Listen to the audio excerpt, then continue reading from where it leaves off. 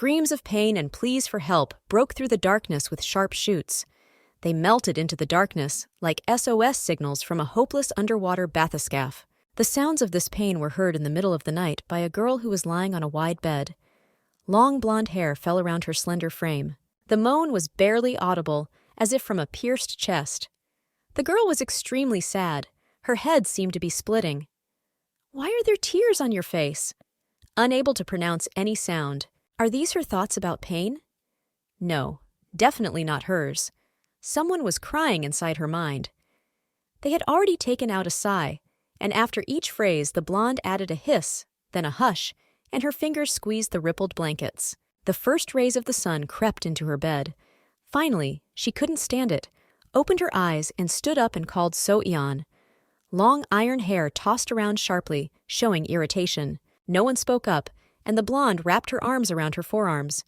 Then she called out like in the forest, "Agov!" About another complaint of pain, somewhere from the depths of her being. The girl, disgruntled, shouted something about where So had gone Ion. She was sure she was in the car with her niece and older sister driving the car. But where did she disappear? A black girl was riding in the back seat. Little So-yeon was laughing in her arms. Apartment buildings floated past the window. The blonde was sitting on the bed and peering into her memory dumps in surprise. Her bright green eyes had a slightly startled look. Car accident.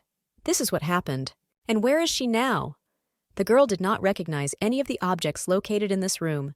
The room itself couldn't be her home either. Well, it's not a hospital. A real fireplace, a rocking chair in front of the fire, candlesticks, sconces, and candelabra.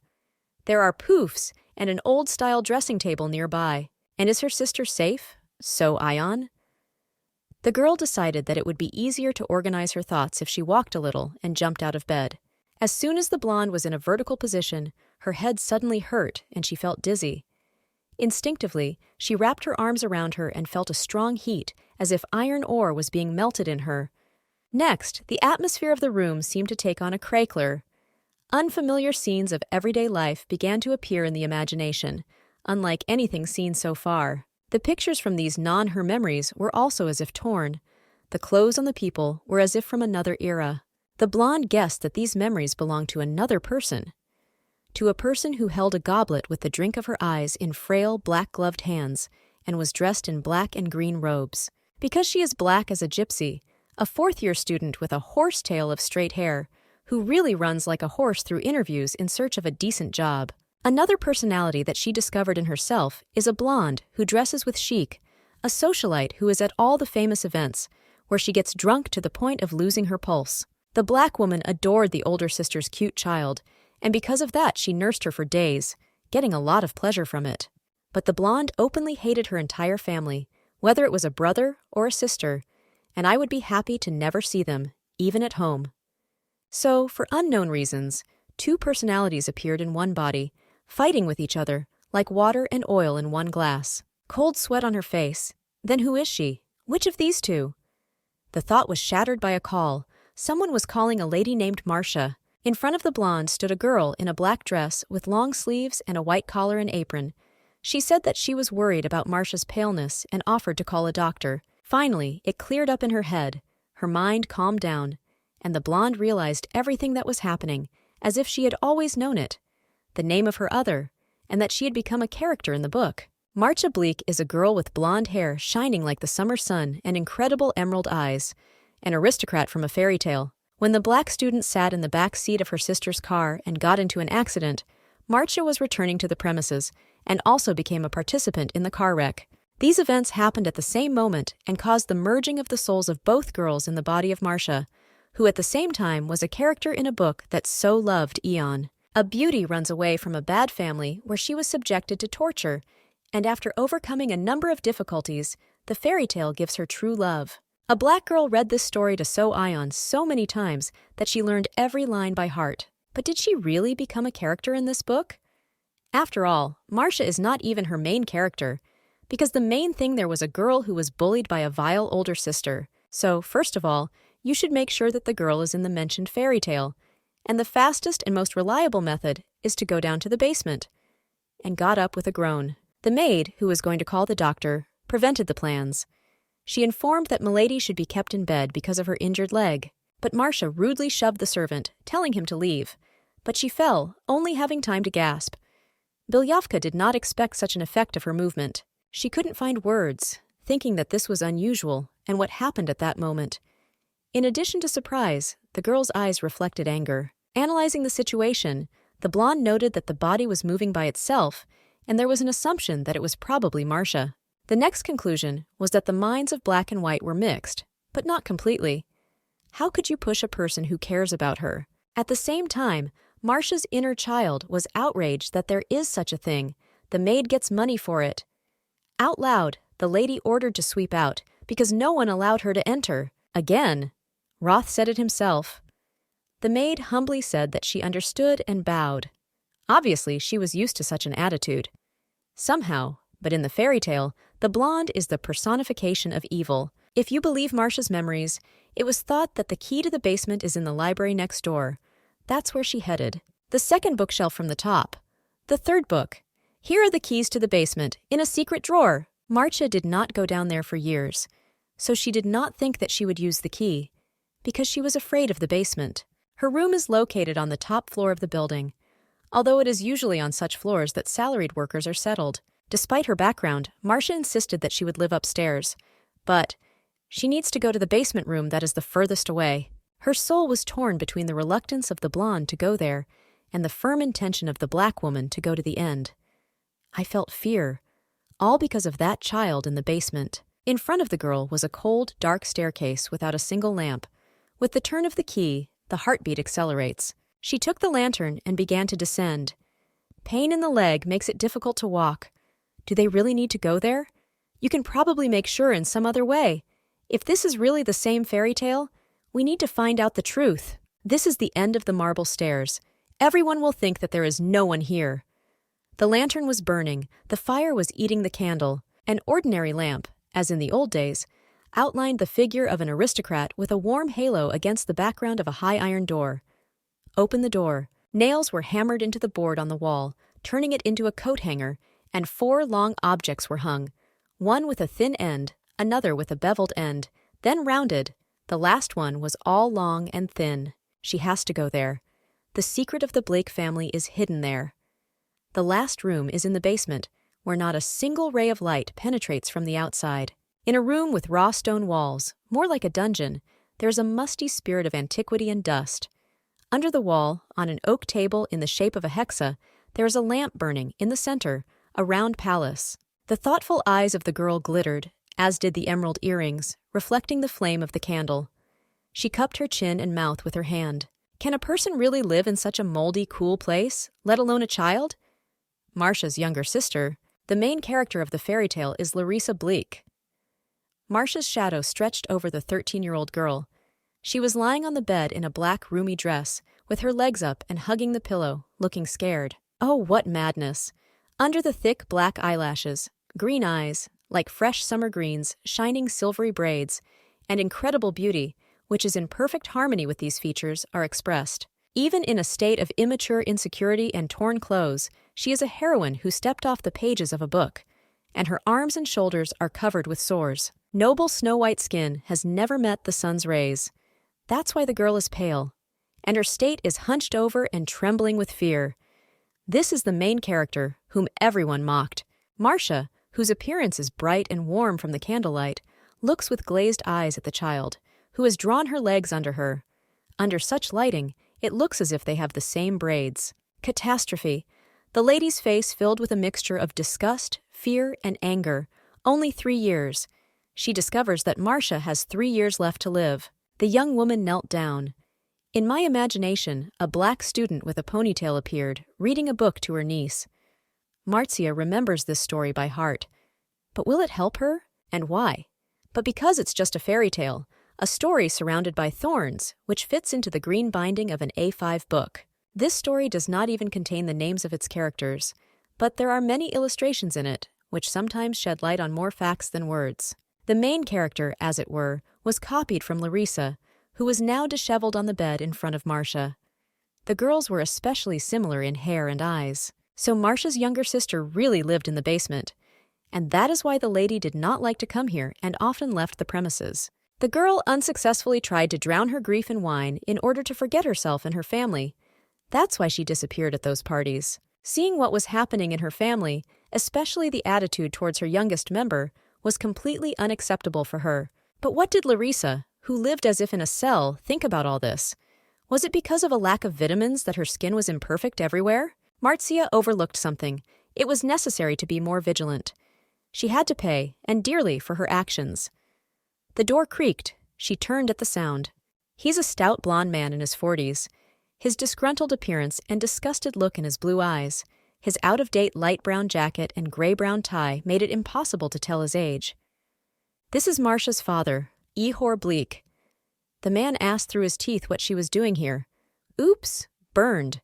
And what kind of relationship did the girl have with her father? Igor concluded that since the girl was able to get down here despite the fact that she had an accident, she was not seriously injured. The master of the house put his hand on her shoulder and, looking into her eyes, kindly said that it is still advisable to observe bed rest. He ordered to go to rest, adding that there is no need to be here.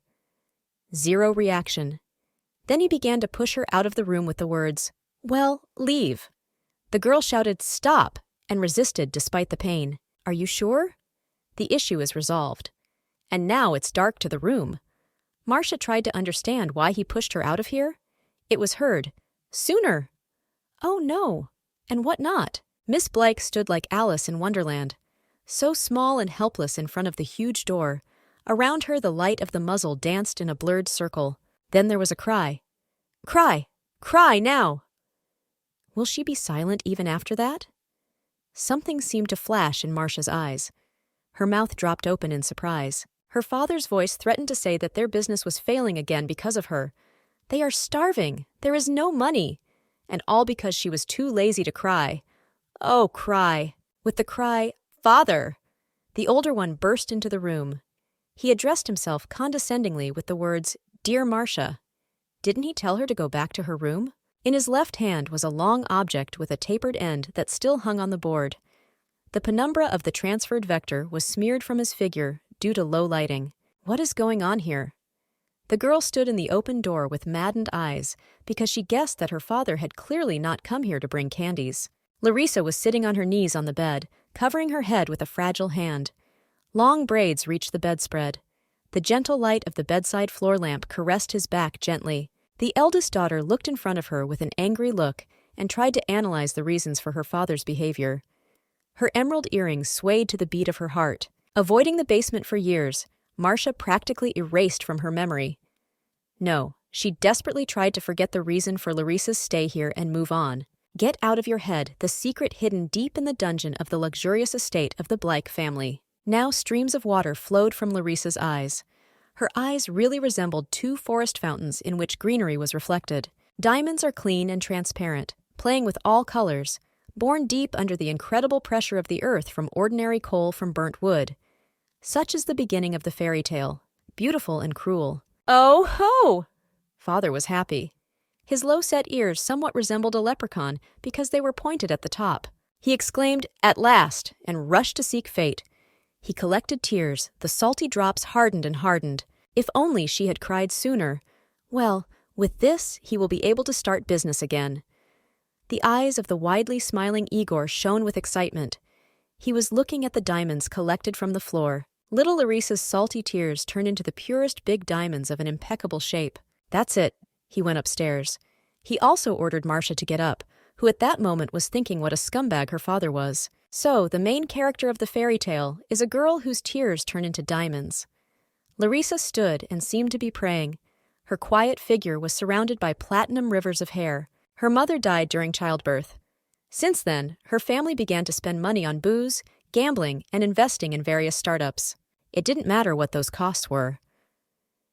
Igor held little Larissa in a flowery pink dress with a green bow on his outstretched arms in front of him and looked at her sullen face. Because they had a lot of money.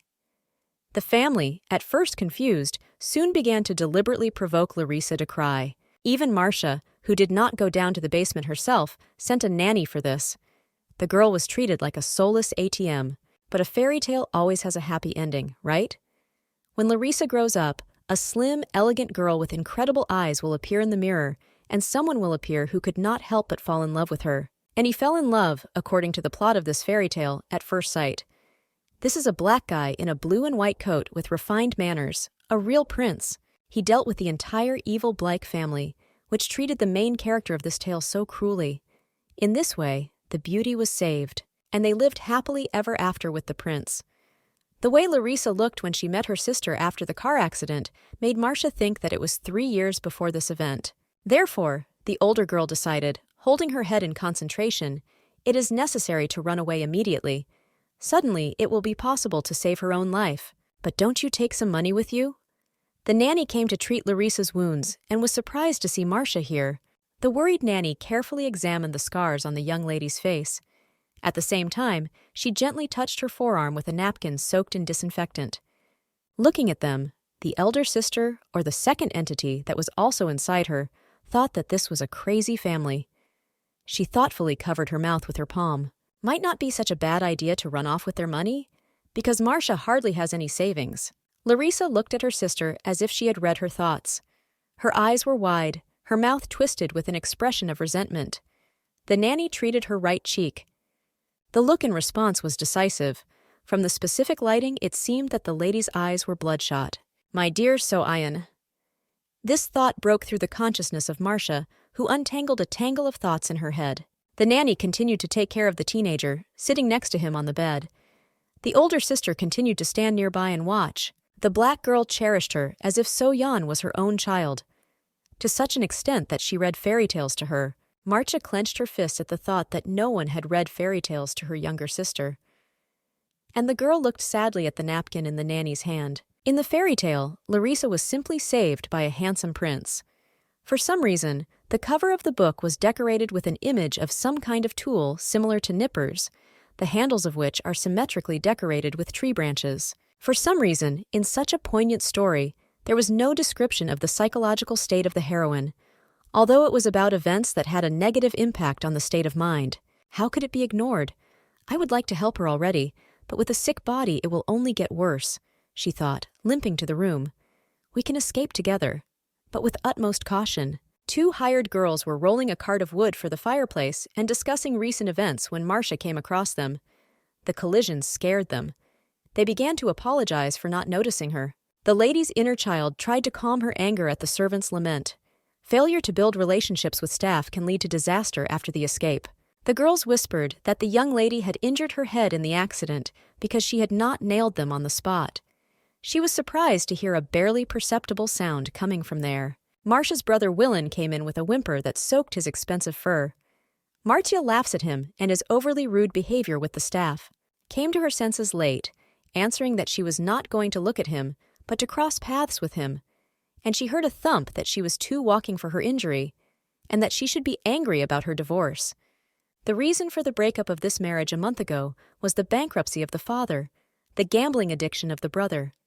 Marcia did not even see him in the eyes, but the stigma of breeding oppressed her, and Willin was aggressive because of his father's appeal to his conscience, being sure that he would inherit everything anyway. And he beat his sister to drink on Laura's tears. Pouring dirt on each other, Marcia summed up that her brother only inherited the worst traits from her mother, and Larissa, the genes of a fairy, so her tears become diamonds. Or maybe the eldest daughter has some strength. Having guessed that Willin intended to go to the basement, Marcia grabbed his hand and warned that it could kill the little one and gave her emerald earrings. They were enough for a month of drinking. I figured it out with my brother. It's time to run away from this madhouse with Larissa. Why not leave her here for another 3 years? Since the prince must fall in love at first sight, and she reciprocated, can they marry earlier? Marcia rummaged through library books until late at night.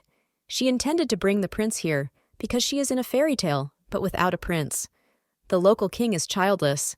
Yes, I found the coat of arms. Prince, Archduke. Archduke Fabian here is the same as a prince, the only one from the Lauren family who does not yet have descendants. Although different ages with Lara, this is the norm here, and his coat of arms is like patterns in a fairy tale, hints and in pictures. In the illustrations of the story, the prince is tall, slender, black. I would like to enlist the support of the Laurens. Otherwise, you can take your jewelry to a pawn shop, and from a week, you need to treat your legs. The memory of the lady remained, and the behavior changed. The previous owner of the body herself did not respond to the call, and in 4 days the black student learned that her soul was slowly merging with the essence of Marcia. And it was on this day that the abilities appeared, to hear from afar what the maids were whispering about behind the door, and even hear thoughts, but only bad ones. This made the girl a psychopath and a recluse, so it was impossible to ignore the screams in the basement. Instead of avoiding suffering, one should find its cause. Igor turned and went to the basement. Marcia had to speed up the implementation of her intention. In the morning, Marcia came down and promised Larissa that she would not come close, and asked her to show herself and raise her voice. Obviously, she heard and understood her, tried to gain trust with gingerbread cookies. The lady pretended to be mad and roused the maids with attacks on her unprepared outfit for an important meeting, and tore a new dress. Now immediately go to the store, by carriage, because it's already a fairy tale. Marcia is natural, hysterical. Everyone stays away. She didn't even have breakfast, ordered the maid to load the suitcase herself and not attract anyone's attention. And in the suitcase was the main point of the plan. The older sister told the younger one to hide in the suitcase to go with her and get out of the place, and promised not to leave her alone, but to stay together until it was safe. The angry saleswoman shouted that the opening of the store was in an hour. Marcia said hello to Nora. She was worried that the young girl was getting on everyone's nerves.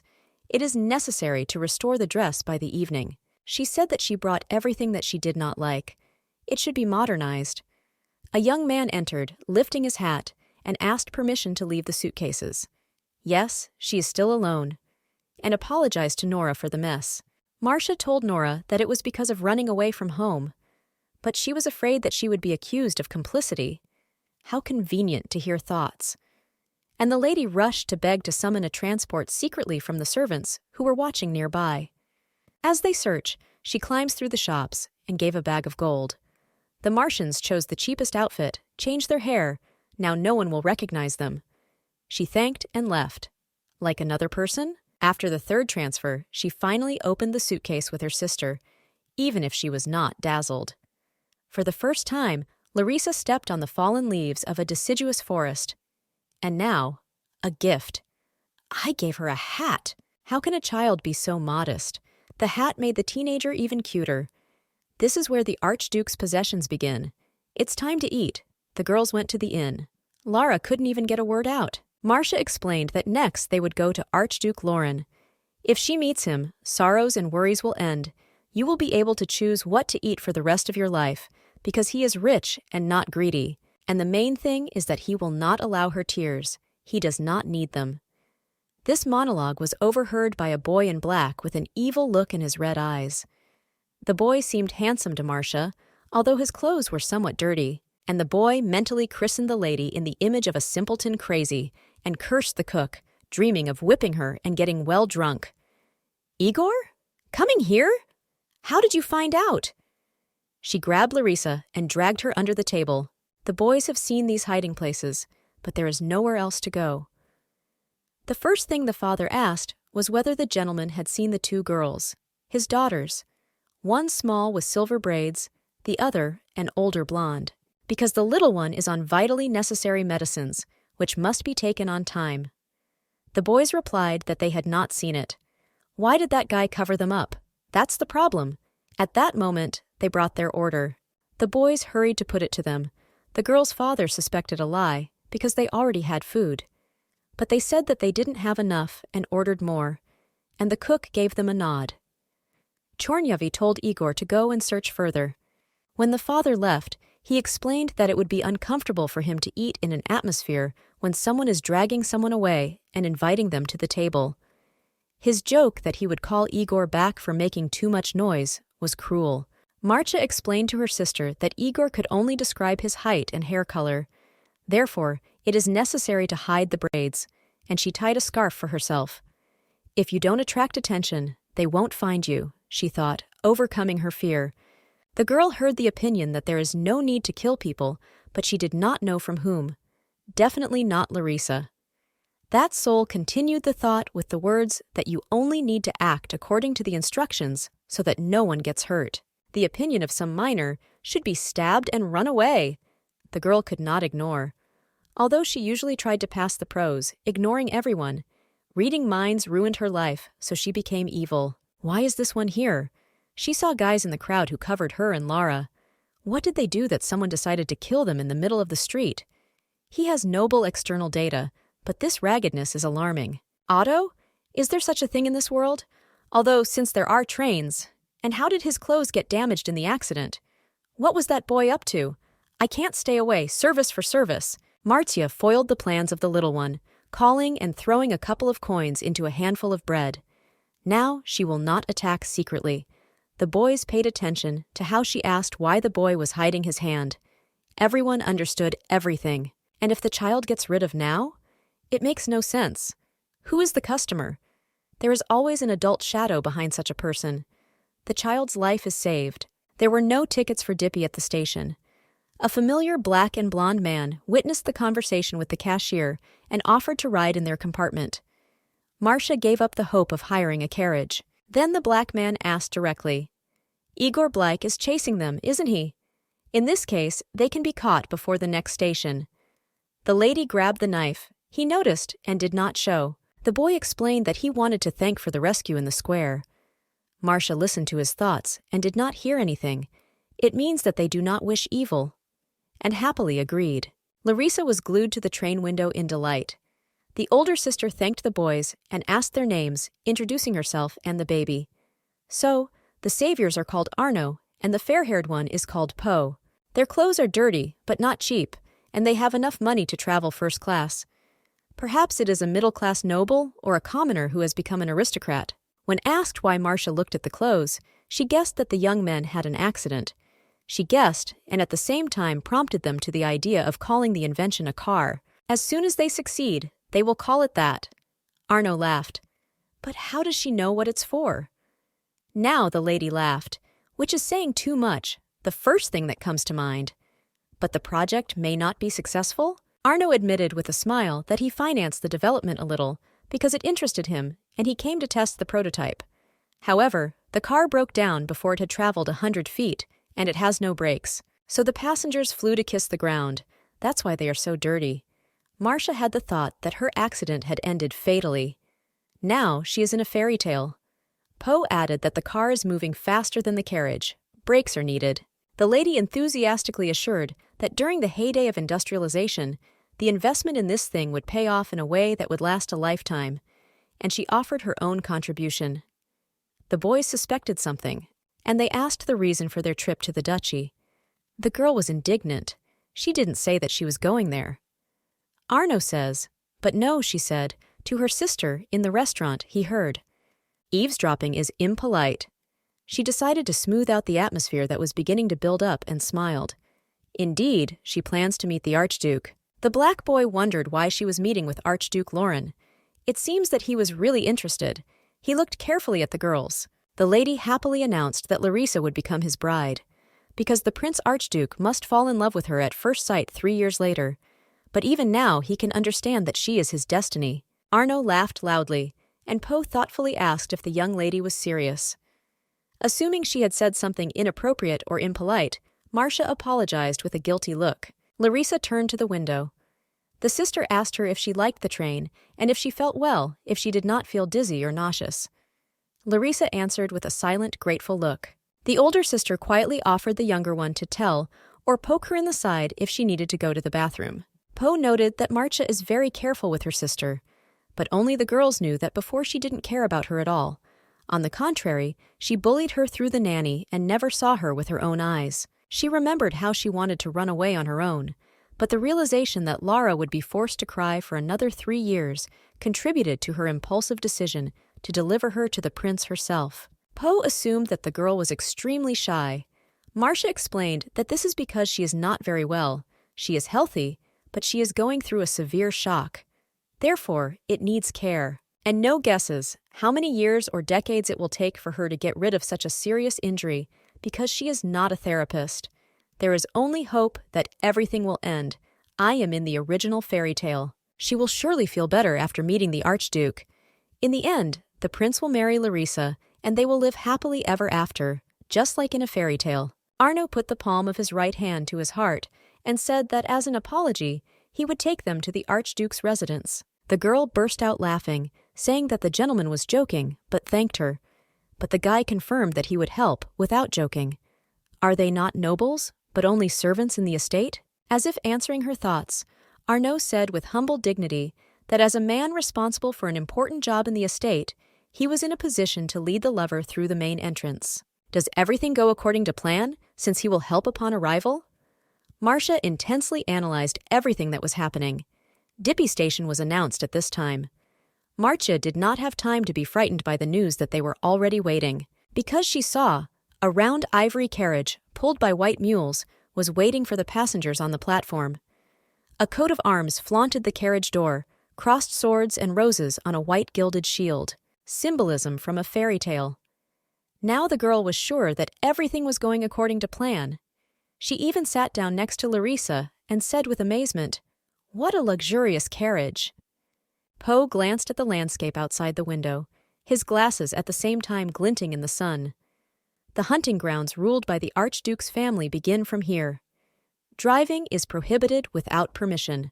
They will pass through the forest and end up near the estate. The girl saw the buildings and recognized, this is indeed the residence of Archduke Lauren. Arnaud confirmed her guess. They are in place, kindly inviting. Poe jumped down and offered Marcia his hand. She thanked and thought, it should have been noticed first. They were brought here by the Archduke's carriage, and he calmly passed through the main gate. The whole family came out to say hello and bowed to the black boy. One of the maids politely accepted his dirty cloak. Is Arnaud the Archduke? The girl's eyes widened in surprise, and she clearly declared that Larissa will become his bride. Now it is clear why Arnaud was laughing so much. Marcia covered her gaping mouth and blushed to the ears. But he spoke so veiledly about the Archduke, as if he were another man. A young, well-dressed young man came out to the girls.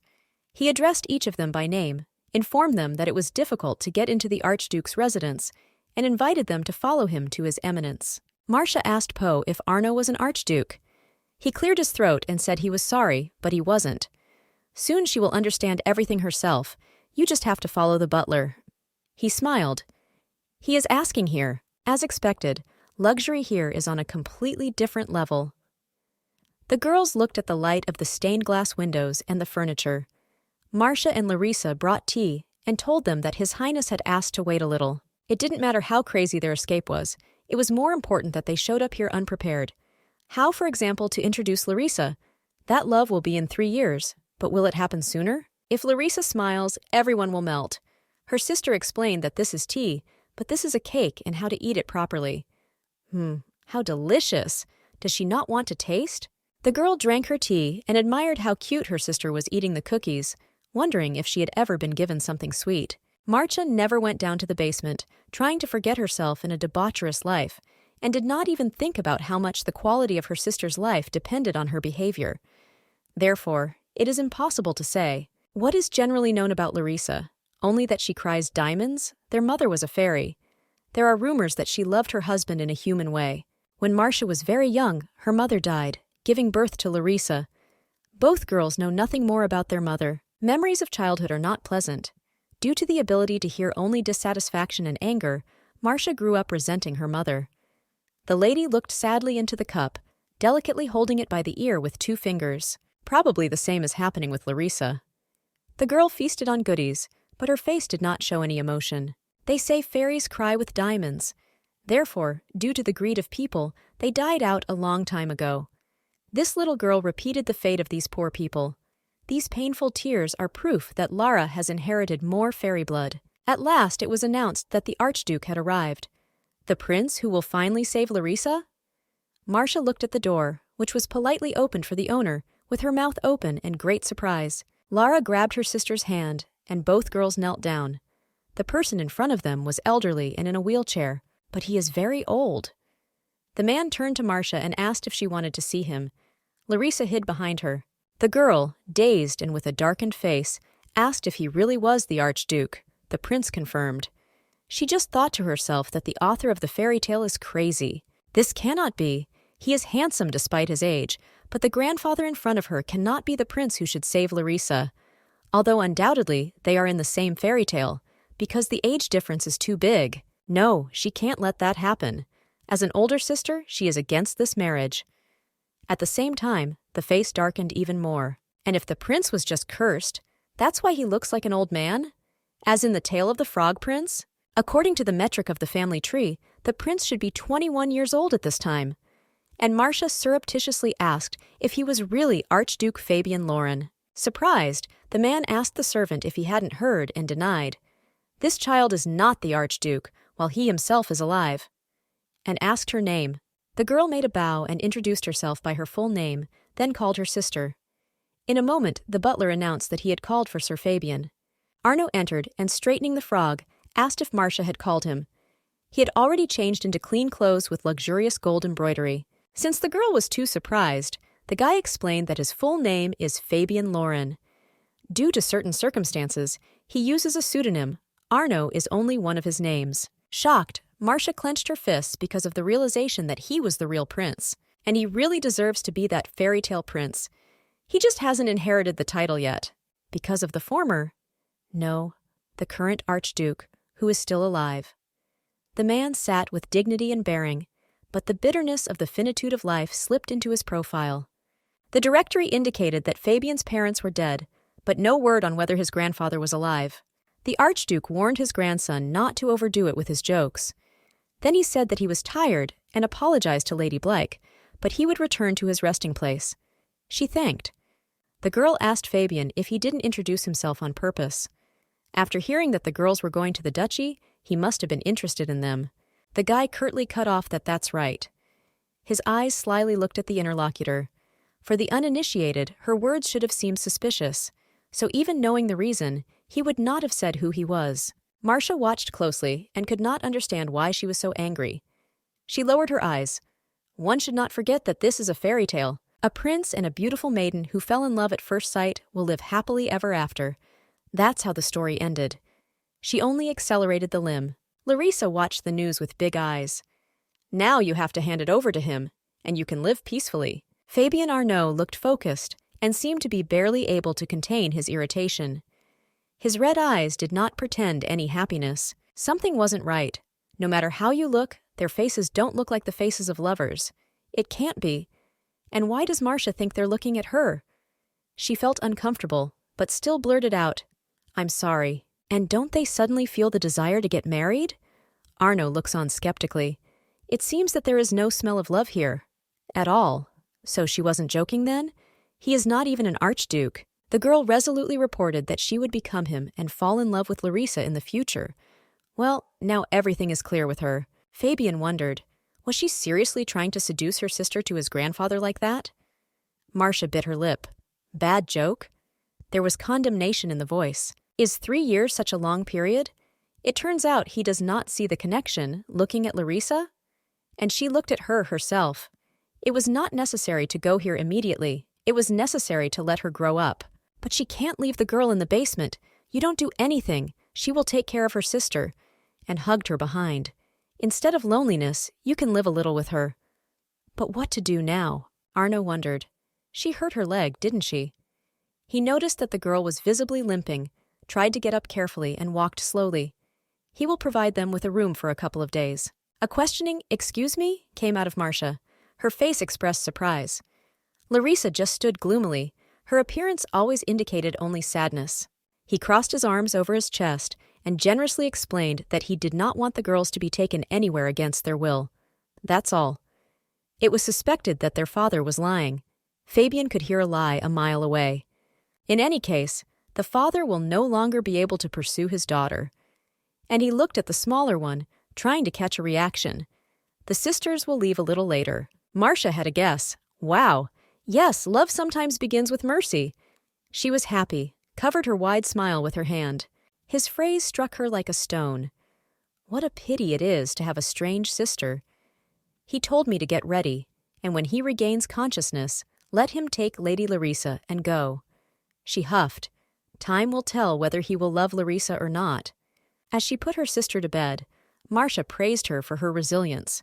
It was scary that he would have nowhere to lay his head.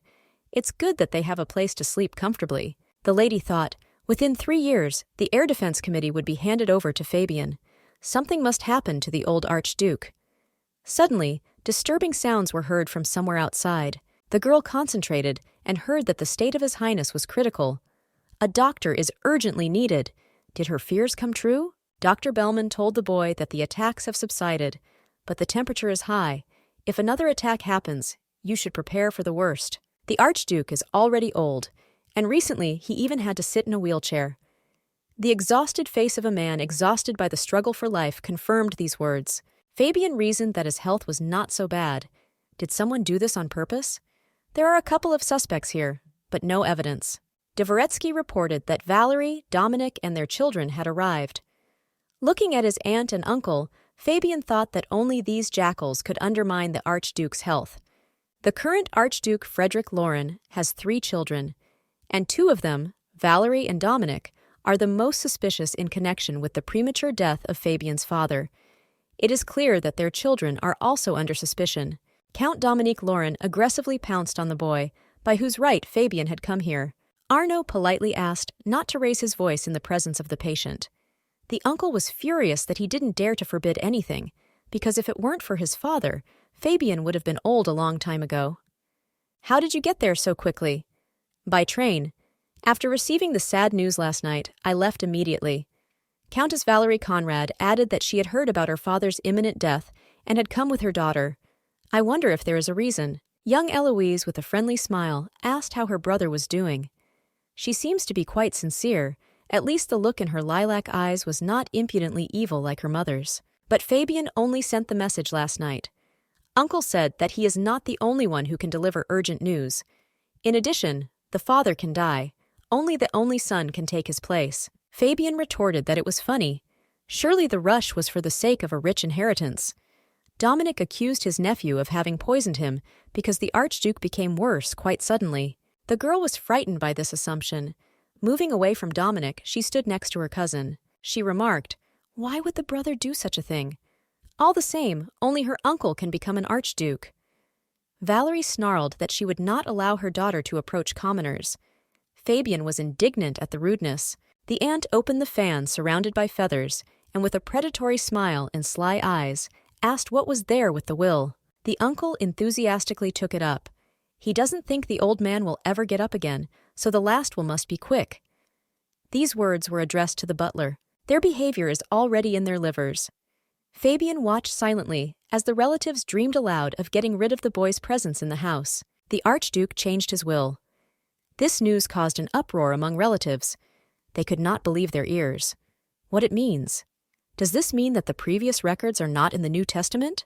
Dvoretsky explained that until the Archduke's death is confirmed, he cannot disclose information because the secrecy of the will is in effect. Everyone to leave the room. His Highness needs complete peace.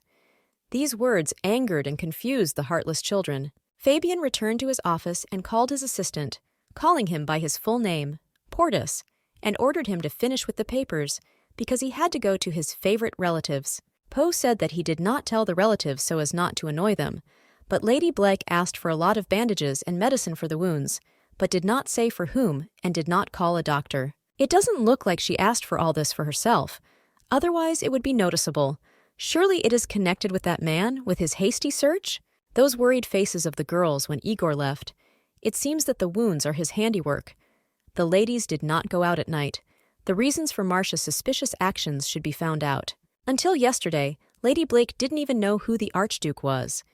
It is doubtful that she has anything to do with all this relative fuss. Fabian added that it would be difficult with Bellman, so another doctor should be called, and this case should be investigated just in case. Portus promised to carry out the instructions and said that the surveillance was already underway. Arno met another Lauren in the corridor, Dominic's son Richard. He greeted, tickled that the inhuman red eyes were still here. They haven't seen each other for a long time. He sneered at the fact that the witch's son pretends to be a real grandson and passionately wants to take the place of the Archduke. He managed to divorce his grandfather to change the will. And he threatened, "Don't forget to look around." Fabian advised to keep his mouth shut and go and see his grandfather at least once. Who knows if there will be another chance? Archduke Lauren fell into eternal sleep at night, surrounded by his children and grandchildren. But no one mourned him. They were only interested in the inheritance and who was the successor. Fabian mentally apologized to his grandfather. He thought he hated him too, but it turned out to be the opposite. The guy aimed to become the Archduke at any cost and destroy this family. Arno stood, angrily crossing his arms on his chest. Everyone was scheming and gossiping around him. He looked really dignified in a long blue cloak. Relatives gossiped that it had been a mistake 10 years ago to let the boy go to the academy with the hope that he would never return. At that time, His Eminence showed no interest in the young man. But when Fabian returned to the estate after graduation, the grandfather radically changed his attitude and began to regard the boy as his grandson. He suddenly changed his will. What happened to him? Now the last will of the late Archduke will be announced. A man read the will. Frederick Lauren, 17th Archduke of the House of Lauren, confirms the authenticity of this document. Everything written is valid after his death, and the validity of this document. The reader was killed. But who is the successor? And he jumped to the paragraph that was demanded. The position of the 18th Archduke goes to Fabian, the eldest son of Xavier. Everyone turned to the heir. He did not express any emotions, neither surprise nor joy. He held himself confidently and a little defiantly. Dominic immediately burst into an angry hysteria and protested that this will was invalid. This is just the delusion of an old lunatic. The reader called the audience to silence because he had not finished reading, and he continued, "He has the right to become an archduke only on the condition that he marries a noblewoman within a year." Fabian chuckled. "If this condition is not met, the position of archduke will pass to Dominic." "Marriage?" The boy's red eyes focused in thought. Dominic rehearsed. What did Fabian do to his father? How can the title go to a dirty blood, who should also marry a nobleman? It's all on his conscience. And the Count drowned in the hysteria of fate. Eloise immediately revealed that she had an idea how to solve this problem and offered herself as a bride. Valerie lashed out at her daughter that she would not allow this, and not only because they are relatives. The girl denied that incest was acceptable for aristocrats, and there can be no better title for her. Richard remarked, "What noblewoman would marry the son of a witch? Just not full of reason." Eloise was indignant that Richard had humiliated her, and he was surprised that she was not joking. Fabian lived with the Archduke for only 3 years. It was enough to change his mind and rewrite the will. The guy planned to get this status despite many obstacles. But what to do with marriage? Blood is his only gange, because his mother really was a sorceress. No noblewoman would want to marry someone who inherited the blood of a witch. That is why the Archduke wrote such a clause in his will.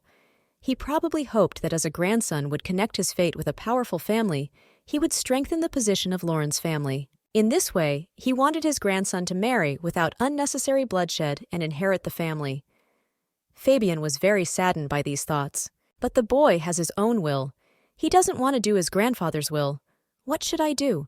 Fabian's goal for the aristocratic family is its destruction. The young man went into his office and called Portus to inform him that according to his grandfather's last will, he would receive the title. The assistant replied that this was a completely expected move. Count Dominic was not worthy of it. Arno also told what the necessary condition is so that the title does not pass to the uncle. We need to find a girl from a noble family who will agree to marry him. It is best that she has no money or anything else and is ready to marry immediately. And it is necessary to act in advance. The Count will not catch the hawk. Poe said it was a puzzle with an asterisk. But in his opinion, exactly the right candidacy is already within the walls of the estate. Fabian guessed who it was about. He remembered the moment when Marcia introduced Larissa to him. Since she has a surname, she is probably a noblewoman. And since he calls his father by his first name, not his title, they are relatives after all. It looks like she ran away from home due to domestic violence, and now she has nowhere to go. So it just suits him. Marcia gently wets her sister's ashen hair with a soft towel. She sits like a porcelain doll and looks straight ahead. Is she feeling well? The older sister promises the younger one a variety of fun as soon as Larissa fully recovers. There are too many wounds on Larissa's skin. There are so many of them that the doctor suspected something wrong during the examination. He was not the only one who was surprised. Marcia Blake knew perfectly well that she would see scars, but she did not think that there would be so many of them. Looking at the girl, the doctor asked if she was sometimes a slave. He is forced to say that slavery is currently prohibited. No. Lady Bleak assured the therapist that this was indeed her own younger sister. The doctor stated that these marks are from a beating. Marcia admitted to her sister that she was sure that everything would be fine as soon as they found the Archduke. But on the night when they appeared here, his condition suddenly worsened and he died. At the same moment, she stopped thinking about touching feelings in Fabian's heart. The girl continued to comb Larissa's long braids. How can love blossom under such circumstances? Success is already in the fact that they managed to stay. If they had run away from their father even a day later, they might not have made it to the duchy. Maybe it's a mistake. If she hadn't intervened, everything would have gone according to the script of a fairy tale. But Marcia will take care of Lara and protect her. At that moment, Fabian knocked and asked permission to enter. He asked how her leg was. She thanked for the concern, much better, and she expressed her condolences by bowing. Thanked it seemed to her that he was somehow tense. Something is wrong? He has to talk to her. Does she have a moment? Yes, of course she can talk. The girl prepared to listen, but Arno asked to go to another room. He needed to say something one-on-one. The conversation is not for Larissa's ears? Okay. Marcia asked her sister to wait while she spoke in the next room. If anything, you can come in. As usual, zero reaction. But one day she will answer. In another room, the girl asked what Fabian wanted to say. She was worried. She had an unpleasant feeling. Therefore, she asked what the conversation would be about. Suddenly, he respectfully got down on one knee and put his hand to his heart. What is he going to do? No, no, no. There's only one reason why a man will bend the knee to a woman of lower rank. He continued to carry out his purpose firmly and uttered this. Shall Lady Blight come out? She immediately cut him off by denying that she couldn't. Her face darkened with excitement. Because his half is not her, but Larissa! He laughed. Not don't want, but can't mean? She said that in this case it is the same. But what is wrong with him? He is proposing to the wrong person. Doesn't Marcia want to be a duchess? No, of course. She's not a character in a fairy tale who decides to marry a person she met 2 days ago. Although he is incredibly handsome and wealthy, the lady continued to bend her line. He should propose to Larissa. He doesn't have any feelings for Marcia, does he? But he began to persuade. She will be a full-fledged archduchess now. He agrees to any terms, but it doesn't have to be her, does it? Maybe he should look for someone else? Fabian promises that she will be able to spend any amount and will be able to live as luxuriously as her imagination allows, to do as she pleases. It will not matter how much the title of archduchess will be disgraced. His expression showed that it was his dream to destroy imperialism and all its virtues. She thought angrily that it felt like he wasn't suggesting, but persuading. She said she had enough money to live independently. Fabian finally gave up and interrupted the flow of the girl's objections with a hand gesture. No, he was fed up. And he agreed to tell about the current state of affairs. The boy explained that in the morning the Archduke's last will was announced. He will become his successor if he marries a noblewoman within a year. Otherwise, the title will pass to the uncle. Marcia began to guess that someone else might become the prince and clarified how old the uncle is. About 41 and has been married for a long time and has a son who will come of age in a year. So it's not a prince either. And can that man's son inherit the title? But where is the certainty that he is the same? Fabian has to get married within a year, and if so, it should be Larissa. But she's not old enough to get married now. But why does he propose to Marcia? Maybe choose another one, right? Her family is not of sufficient status. This is the point. He became so close. Today his eyes are especially red. He doesn't care how much the title of Archduchess will be humiliated, and he doesn't want his wife to be from an influential family. Fabian wants to take control of the family into his own hands. A powerful wife will only hinder this. Marriage is a weak point for Fabian. Marcia began to consider what would happen if she agreed.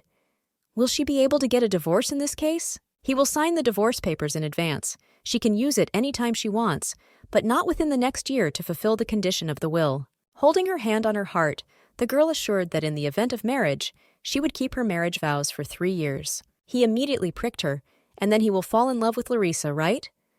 Marcia assured that the time would come, and he himself would like to divorce. Then he wants to ask for something else, about his relatives. His mother was a sorceress. The proof is the color of his eyes. Kinship is revealed in places that cannot be hidden. Marcia imagined how much abuse this boy had suffered. He must have been hated and feared as the son of a witch, as was the case with Marcia, who grew up amid gossip and complaints, as if in chains of thorns, because of what she became a villain. The guy added that because of this, his origin is being questioned. Now she understood why he came with the proposal to her. Due to problems with his origin, he would not be able to find a bride in a year, and Marcia asked for time to think. Fabian accepted this offer and, opening the door, made a fateful meeting. He would return to this matter in the same place at the same time tomorrow. Marcia entered the room that she and Larissa had been allocated for temporary accommodation and grabbed her face. The child was sitting motionless, just as they had left her. The niece of the black person who became the soul of the lady's body recalled that her niece could not sit still. She was extremely restless. Ko-Ion was remembered with every look at Lara. The older sister conspiratorially leaned towards the younger one. What impression did she have of Fabian?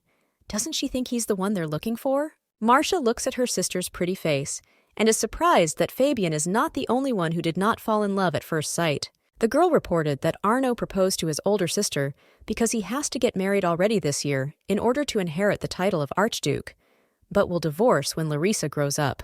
If Lara is against it, Marcia will refuse the boy. They will simply run away with her again. And if you don't mind, the offer will be accepted with the condition of mandatory divorce after 3 years. The sister touched Larissa's hand and said that if you consider the perspective, Lauren is better.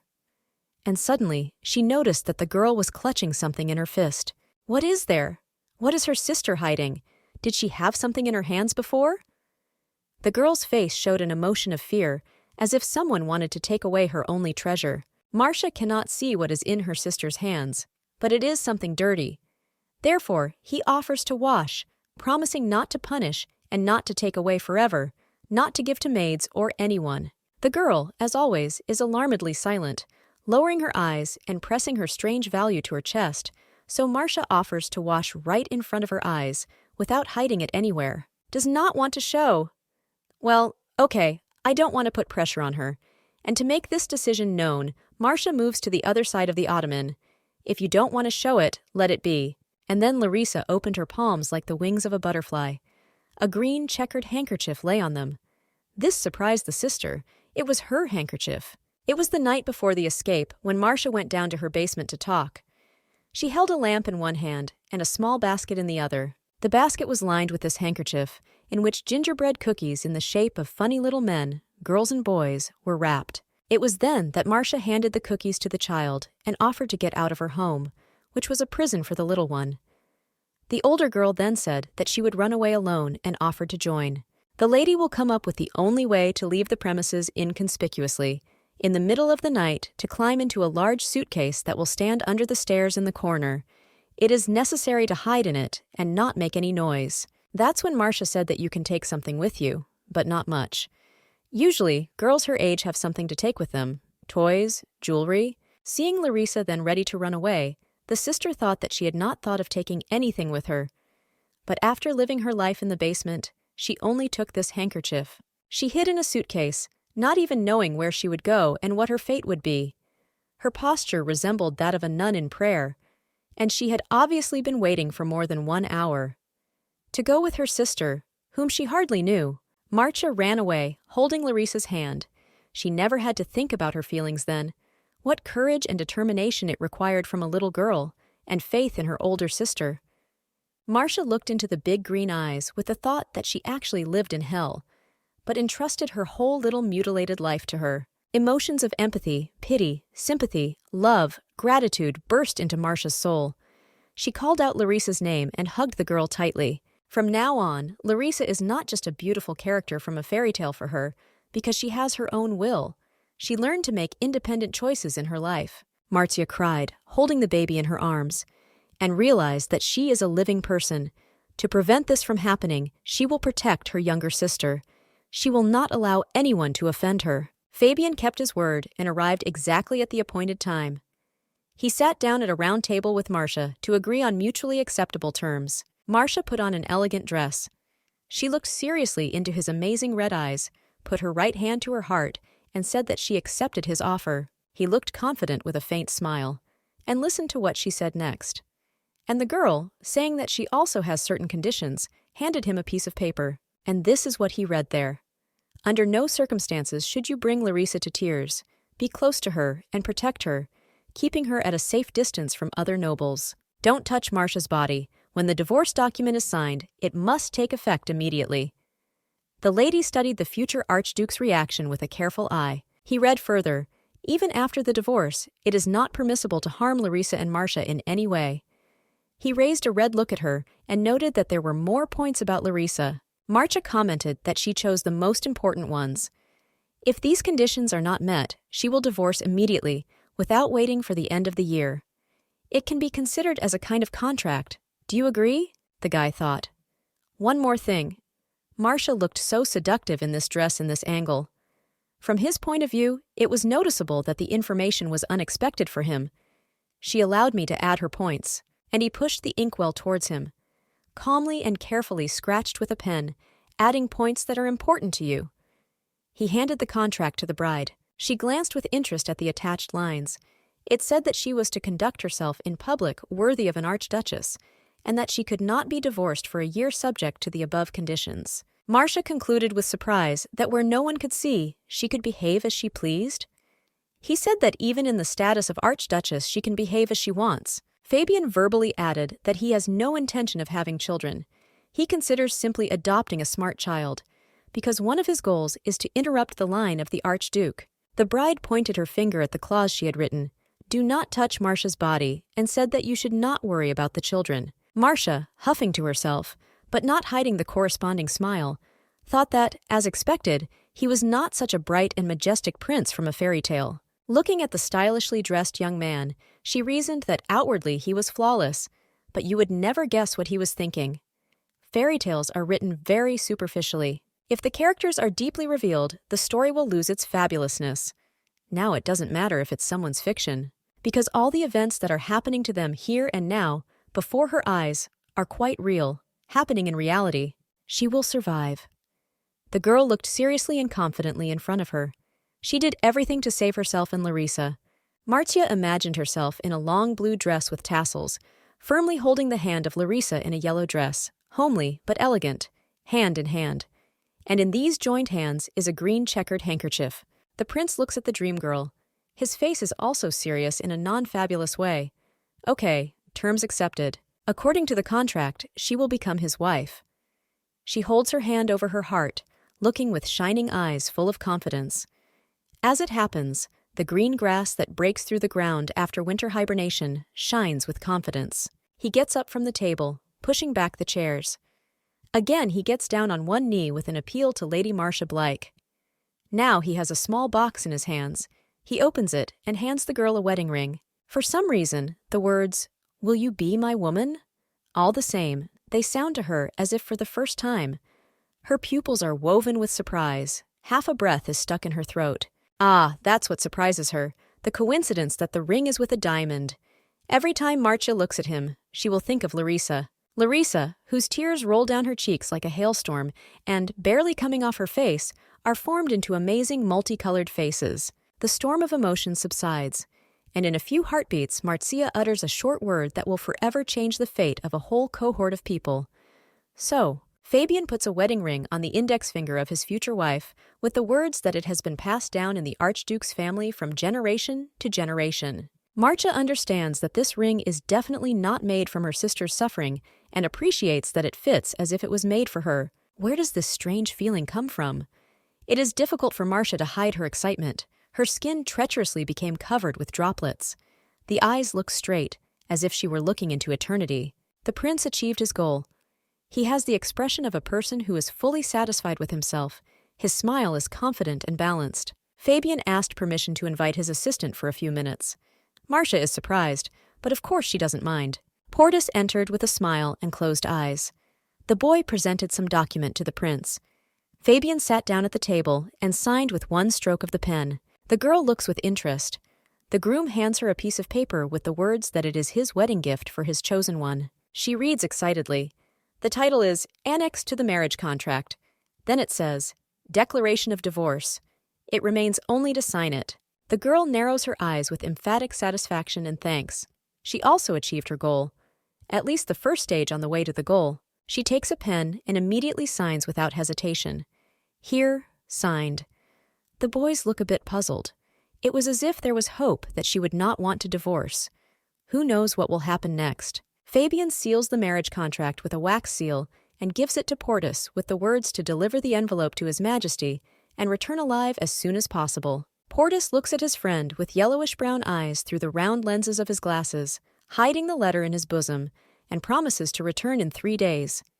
He is a person you can trust. Fabian summarizes these negotiations with a concentrated look. From this moment on, Miss Blick is his bride. And as soon as Portis returns with His Majesty's signature, Marcia will officially become his wife. The handsome man folded his hands in a lock and, hypnotizing the girl, promised to protect her until their marriage was broken. Marcia looks at her future husband in surprise and fascination. Big breasts rise rhythmically under the pink lace of a seductive dress in time with breathing. A diamond shines coldly on the finger. The contract bride painfully pressed the fingers of the hand with the ring on the palm of the other hand. She almost forgot that he did not belong to her. She looked away. From now until Poe's return is the most dangerous time, because Fabian will become an archduke when the emperor gives his signature. Maybe it would annoy her, but couldn't she just stay in her room for now? And so the prince and the little fox lived happily ever after. The girl reads a story already known to Larissa. They are not at all bored in the room. The girls have covered themselves with books. For the first time, an emotion of satisfaction appeared on Larissa's face. Even double, from fairy tales and delicate sweet desserts. This is the end of the fairy tale. Marcia is also beaming with pleasure as she slams the binding.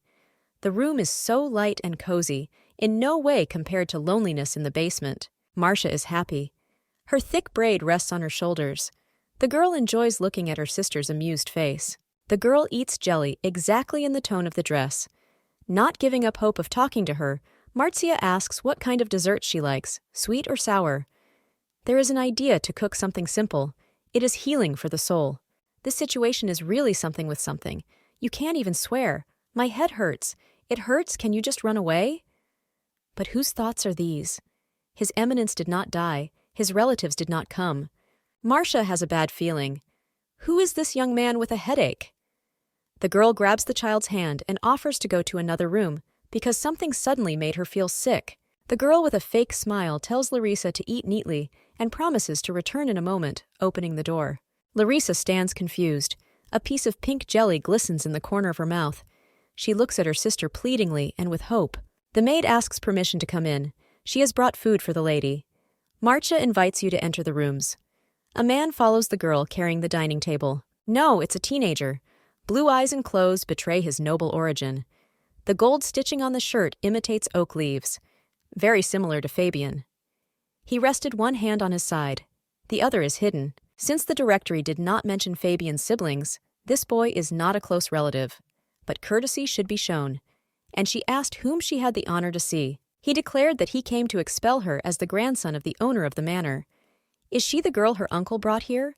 He does not see anything aristocratic in her, and her clothes are like those of an old grandmother. She was polite, but he provokes her into a fight. Does he want to say that he is a grandson?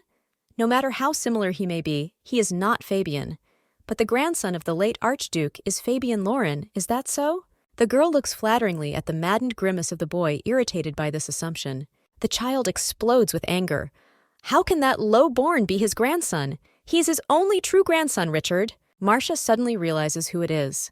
She covers her face with her palm in fright and looks at the boy with wide-open eyes. It is certain that this is the son of Fabian's uncle, who had been married for a long time, the same descendant, according to her fiancé, who will come of age next year. Marcia compared the appearance of Richard and Fabian in her mind.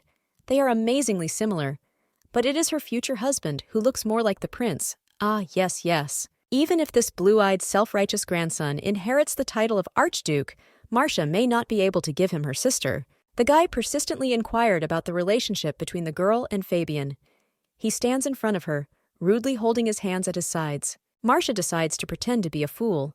She is interested in how the boy knew that Fabian had brought her, and she declares with a radiant smile that she has nothing to do with Sir Fabian. Her mother-in-law's grandson is his father-in-law on his father's side.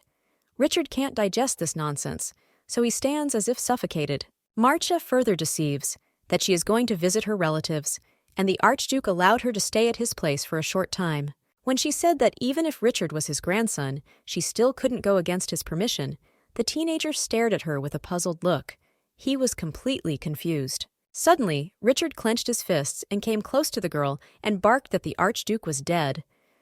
Marcia crossed her arms over her chest in a protective gesture and kept an unmoved expression on her face. He said that the funeral would take place in 2 days. How can he allow a non-family person to stay here? Marcia only cold-bloodedly thought that such a provocation could quite easily be punished. She pierces the boy with a malevolent gaze, like a rapier. He jabbed a finger at her face with sly insolence. He didn't even know if she was in old-fashioned country clothes, or if she was really a noblewoman, because she looks like a plebeian. It touched her. Why should she listen to the abuse of some minor? And she focused on his thoughts. Why did the bastard secretly bring a commoner to the estate? You can't hide your blood. Marcia questioned the quality of vaunted home education, and she commented out loud that the behavior was like that of a court boy, not like Sir Fabian. He exploded with anger. Marcia, screaming in an icy tone, added, "If he finished, then couldn't he leave?" Her arms were still crossed in a defensive position, and stopped spewing negativity. The girl confidently put her palm to the boy's back, thus pushing him out the door. Richard was surprised. What a negative. But the next wave was more surprising. He noted that the dinner was for 2. The Archduke's scion turned and pointed his finger impolitely again in the lady's direction.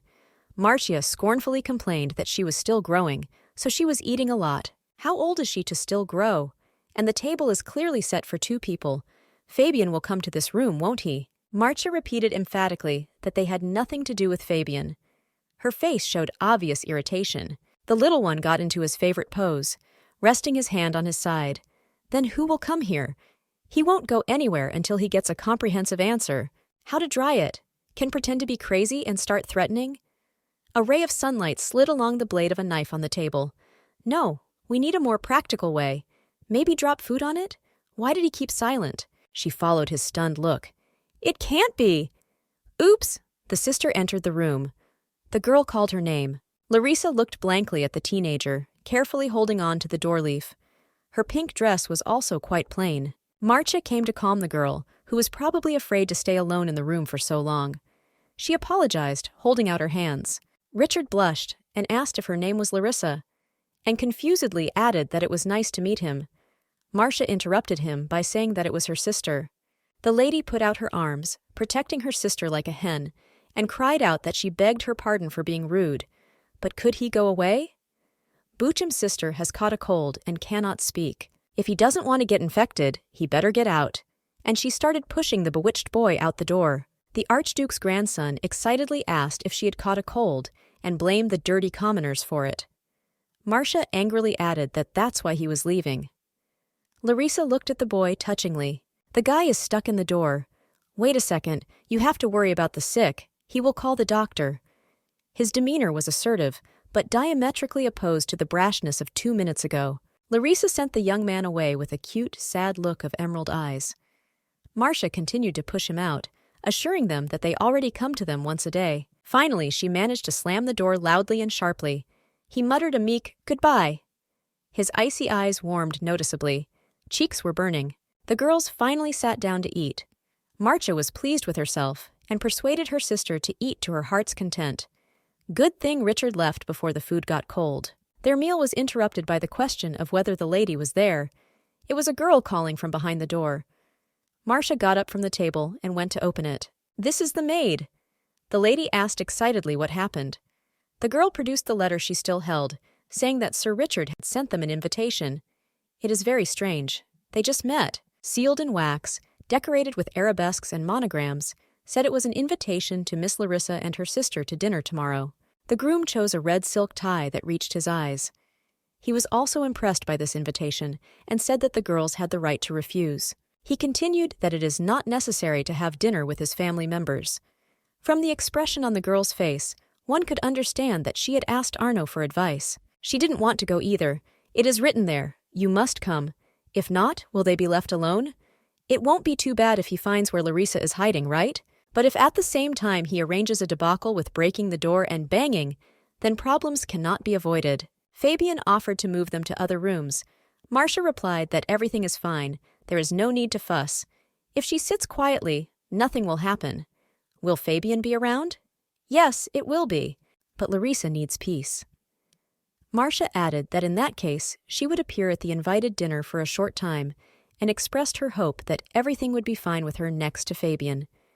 The bridegroom looked at her with the sad eyes of a man who has been entrusted with an excessive responsibility, which he will bear despite any storms and worries. She thought she had said too much. He reassured that everything was fine and announced that the papers with the emperor's signature should arrive the next day. Marcia was delighted. Great.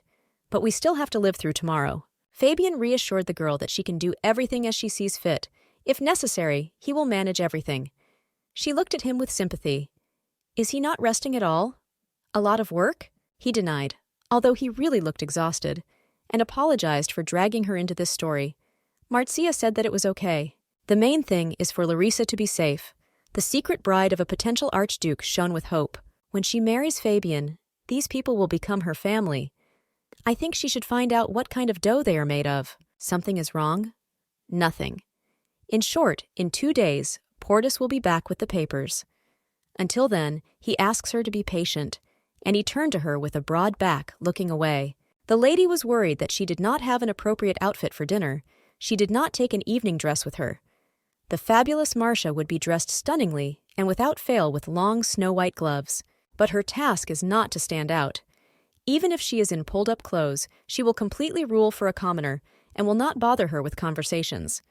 No one would guess that she is the future archduchess. In the room, she saw 100 shining pink, lilac, and gold boxes with bows. They covered half the room. Are these Fabian's gifts? The note said that he could not write earlier, and asks to accept a small gift from the future archduke. Oops, he noticed that she didn't have the right outfit. So caring. Marcia called her sister and said that Fabian had sent it for Larissa. She laughed heartily. Meanwhile, the girl seems to have learned to show another emotion, surprise. Well, let him open it. These dresses and shoes are almost the best of the popular ones at the moment. After all, he is wealthy, so he does not pay attention to the cost. Suddenly, the maid's voice was heard from behind the door. A gift from Richard had arrived for the lady. Another? The young gentleman sent a green box. Inside was an extravagant outfit, a pink top with lamps and flares at the same time, a green floral bottom, white and yellow lace. What kind of village outfit? Everything shines. It must have been extremely expensive. And he offers to dress up Larissa in this? The girl told her sister that she could ignore the box and wear one of Fabian's gifts. A white dress made of soft fabric with a bluish skirt and a soft yellow bow emphasized the loneliness of the child. In addition, silk stockings with delicate sewing, little blue shoes. A yellow embroidered open-work ribbon and braids is the final touch of the image. Larissa added a hat at her discretion. Marcia was moved. What a beauty she is! And something else to measure? The girl looked excited. Marcia took small hands in her own. In the future, she will have many more outfits. Let her be greedy, crying and smiling, like an ordinary child. Let him say what he wants. She would hear her wishes. You just need to get used to it a little. Marcia smiled kindly. The girl looked into her sister's sad eyes and thought, when will this child finally be able to smile innocently? The girl in the fairy tale marveled at the light and looked for the source of its origin. She carefully stepped on some clouds and spread her hands on others. Usually there was no such thing in front of her. All the light she saw came from a small candlestick, which was not enough even for reading, although there was a whole library around. She was always in the dark. He remembered the evil father against the background of the barred semi-basement window. She had to shed tears forever, although she believed that this horror would end someday. But she couldn't cry anymore. She should get out of the clouds, as only pain is felt. I didn't want to get out of them anymore. However, the lady addressed her by name. She asked if she liked how beautifully everything was blooming around her. What flowers does she like more? What does she want to eat? Scones with grape jam or strawberry cake? Kind of boring. Can you read a fairy tale? Which one would she like to listen to? She softly calls her name, always asks her opinion. But why? Why does she keep asking?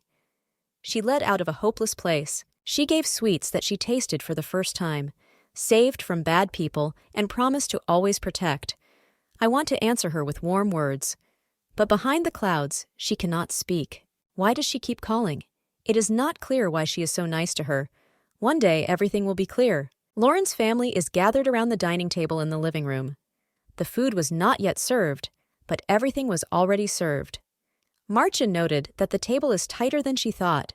It will not be possible to sit down in the middle. Damage. Her place is at the very end of the table. Last night, Fabian talked about his relatives. The girl next to him is Eloise Conrad, Fabian's cousin. Suddenly, Richard exclaimed, "What is that other outfit on her?" He was sending a gift, wasn't he? He was disappointed. Marcia thought, "What a slob, trying to look like an adult." And she thanked out loud for the generous gift and pretended to be surprised that the dress was just for this dinner. Indeed, he asked to dress her. Marcia read his opinion that the dress would match the color of his eyes. He crossed his arms on his chest indignantly. The girl wondered if he seriously thought she would wear it. Did he want everyone to think she had no taste? Valerie asked Richard who this girl was. The woman looked with sad blue eyes and brought the cutlery closer to the salmon steak. Judging by her outfit, Valerie continued, "She is of low birth. Who would be an ideal match for Fabian?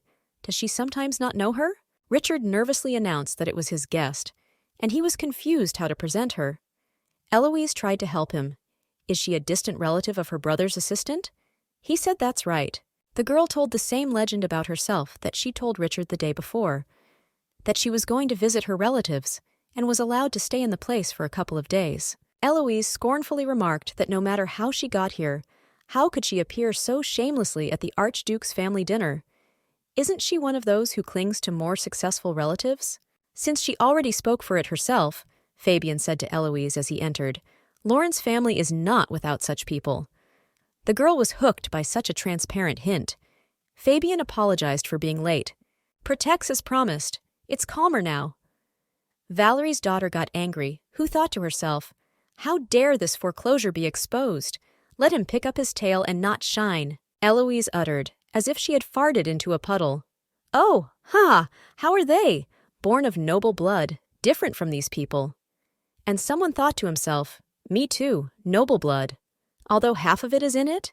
Valerie came in with the words, "How do lowborns know about decency?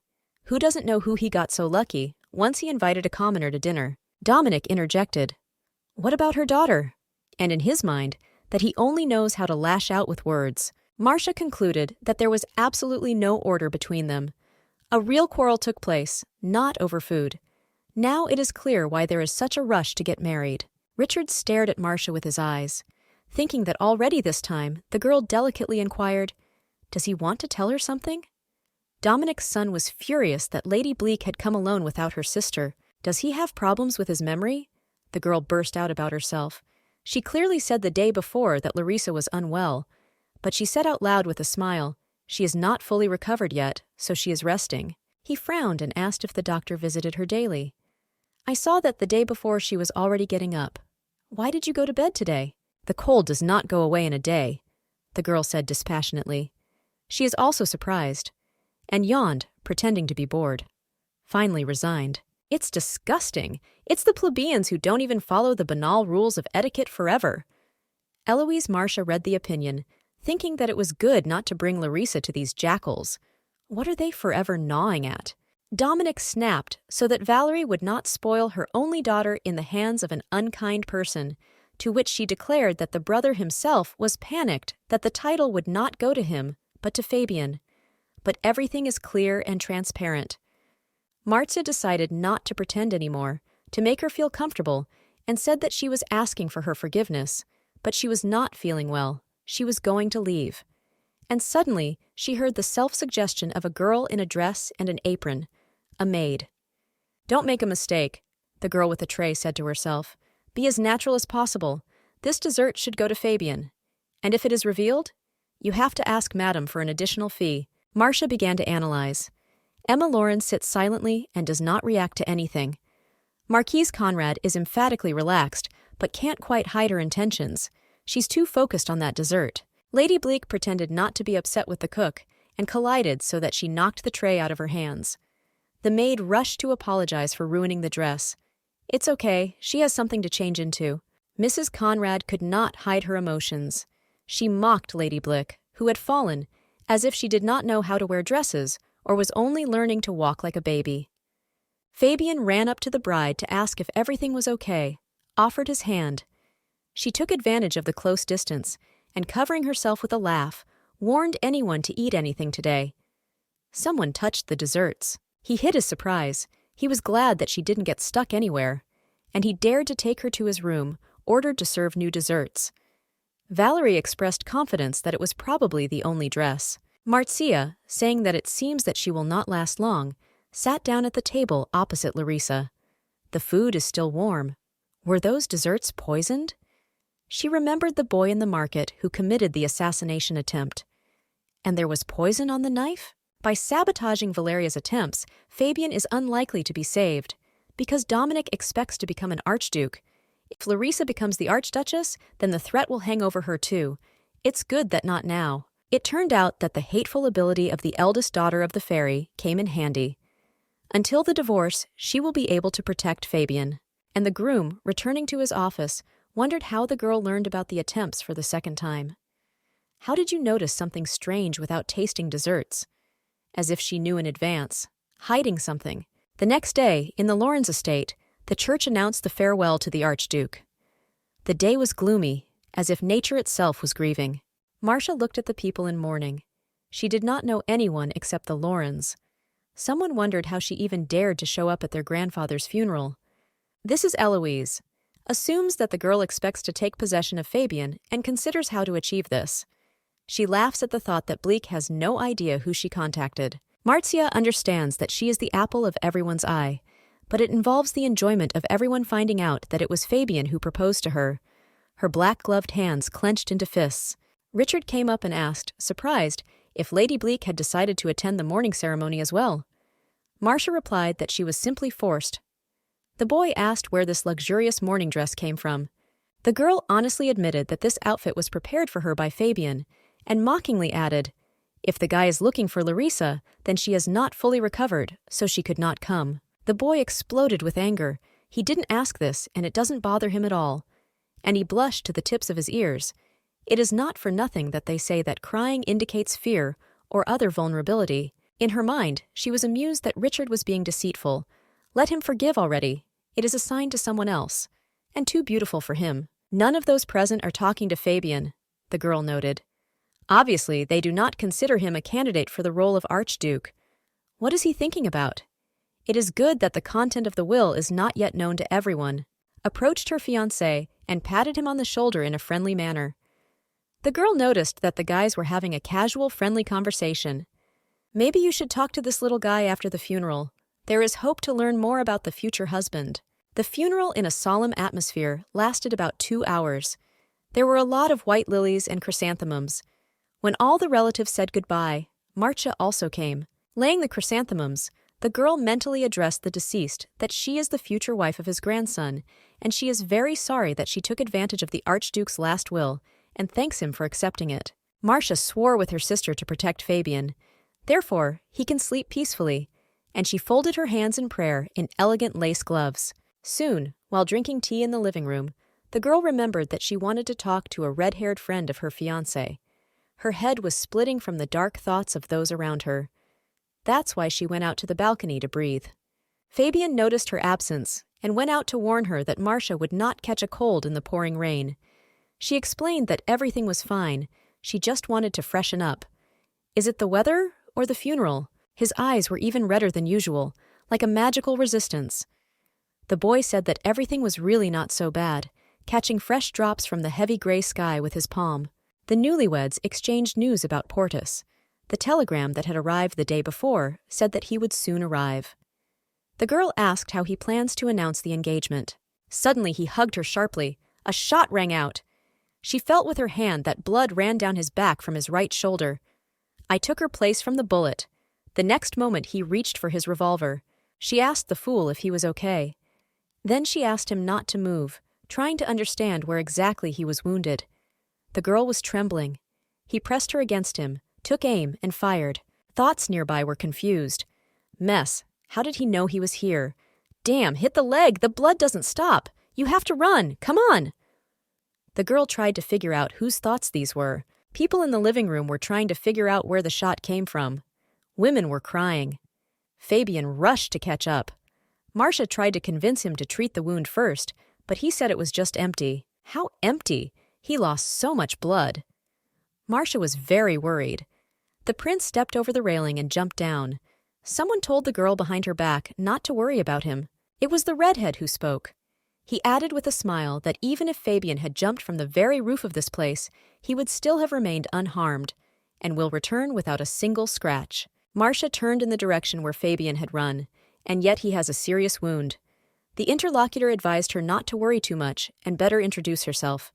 He called himself Leonid Orlov and offered his hand. She said her name, and suddenly she felt like an electric shock. She was attacked by thoughts that she should not have done this and that she did not want to die. Lady Blake fell unconscious. They called a doctor. The girl regained consciousness in bed. She was laid to rest in mourning clothes. The maid next to her was happy. Marcia was struggling with an excruciating headache and trying to figure out why she passed out. The girl remembered how it all started and shouted in fright, "What happened to Fabian?" The maid reassured him that he was already being helped and asked him to swallow some drink. The killer committed suicide before being caught. Fabian's wounds were not serious. What a relief. So that shocking cry was the voice of the killer's heart at the moment of suicide. I haven't heard that before. The girl blamed herself for not hearing anything before the shot. Maybe she couldn't distinguish the most important thoughts because there was too much negativity around. Stop. It can't be. And how did the killer not have an evil intention? As the murder was ordered, maybe she won't hear these thoughts. But the boy on the square didn't personally have hatred either. Will she be able to protect in such cases? Fabian came and kindly asked if everything was okay with his dear. She asked, and how is he himself? Why did he call her dear? He laughed and said that it was just a scratch. He's glad she's okay. The girl saw two more men in the doorway. Portus is back! Next to him stood a new acquaintance, Leonid and the maid. Poe was still in his short raincoat and looked conspiratorially, adjusting his glasses. So, the key moment has come. Marcia guessed that in a few minutes she would have to wear a wedding ring. Fabian called to your honor. He has an important announcement to make. Dear Count Lauren and Marquise Conrad were very busy receiving eloquent condolences, so he has news. When they said that the message concerned the execution of the Archduke's last will, the relatives were shocked. Dominique roared. How dare Fabian speak his father's words with his dirty mouth? Valerie nodded. Fabian remarked that this was the time to say that if his aunt had wanted him to be silent, she would have chosen a more skilled marksman. Marquise covered herself with a cold sweat. How could he even think of her? At the moment when the Count pounced on his nephew with his fists, the gendarme came and stopped Dominique's hand with a skillful movement. No violence. Fabian continued. Yes, the title of Archduke does not pass into the hands of his uncle according to the will, and he gets it, because he did not forget the condition that he must marry an aristocrat within a year. The Count was bewildered. Does the nephew think that someone will give him his daughter as a wife? How could anyone in their right mind agree to marry the son of a witch? Fabian said, Unfortunately, he has already fulfilled this condition. And he pointed to Lady Marcia Blake, who was sitting next to her, not having the strength to get up from excitement. A cup of tea fell out of Dominique's hands and broke. Eloise darkened like a forgotten peeled potato. She could not believe that her cousin was already married. The lawyer announced the news in an official tone. The couple got married 3 days ago. According to the last will of the deceased, Fabian will become the next Archduke. The Archduke introduced his legal wife, Archduchess Marcia Lauren. But instead of applause, other words were heard. Is there any evidence of the noble origin of this woman? Even if the previous Archduke has gone to another world, his grandson cannot behave as he pleases. The girl heard the revelation. Stupid Dominic. Once I was going to remove a competitor, I had to see it through to the end. Nothing would be more complicated than it is now. As she thought, the real criminal is the Count. Dominic blackened with anger. People don't get married with words. A document is a certificate. This is their usual fornication. Fabian said with irritation that here is their marriage certificate, and submitted a document with the signature of His Majesty, the Emperor, and certified by a lawyer. Now Marcia spoke. Yes, she is from a noble family. The founder of their family received the title of Baron and Territory from King Hermann III. Her surname is registered in the Royal Chancellery. Richard was surprised. She said that she was a relative of the assistant. This means that she is a commoner. Marcia was surprised in response. Did the boy believe? She said the first thing that came to mind. Fabian declared that he is now the master of this house. He welcomes everyone who has come to say goodbye to the previous Archduke Frederick, and how the host cannot allow the guests to feel uncomfortable, and asks uncle and aunt to leave the premises as soon as possible, as soon as they proved their innocence in the attempt on the Archduke. Both stood as if drenched in water, surprised by the news. Under the explosion of caustic insults, the prince apologized and led his wife out of the hall by the hand. She shouted at him to stop. He promised not to touch her at all. But what about leading by the hand at formal evenings and dancing? Well, okay. What is included in the concept of etiquette is permissible. He believes that holding hands is also etiquette. Marcia was upset. If the touch of the hand is too much for her, what about the previous contact? He grabbed her as he shot, but it was for the purpose of protection. There is no guarantee that cases requiring contact will not recur. Marcia apologized and asked to forget what she said. She lowered her head. In this case, they need to set boundaries. Marcia asked what was meant. Permissible contact limits. He suggested conspiratorially, how about excluding only intimate activities? The Archduchess was very embarrassed, but she agreed to such restrictions. Didn't he say he was not guilty? First, they need to talk. 2 gendarmes led the Count by the arm. Where are they taking him? Let them be released immediately. Richard scratched his head looking at his father's hysteria and asked a rhetorical question. When will peace reign in this family? Then he asked where Eloise was going. She was sitting sullenly. The time had run out. She looked so miserable after learning about Fabian's marriage. Nervously tapping the fan, Eloise was angry. How dare the dirty blood reject her despite her readiness to go against her mother, waiting for him? If he expected that she would get away with such a thing, then he is greatly deceived. She tugged at her skirt with force. She will not forgive this. Richard continued to anger his cousin. Yesterday at dinner, he saw her seeking Fabian's attention. Isn't that role his wife's? The girl snapped so that Richard would keep an eye on himself. He saw how his uncle was taken out. And didn't they do the same with the aunt?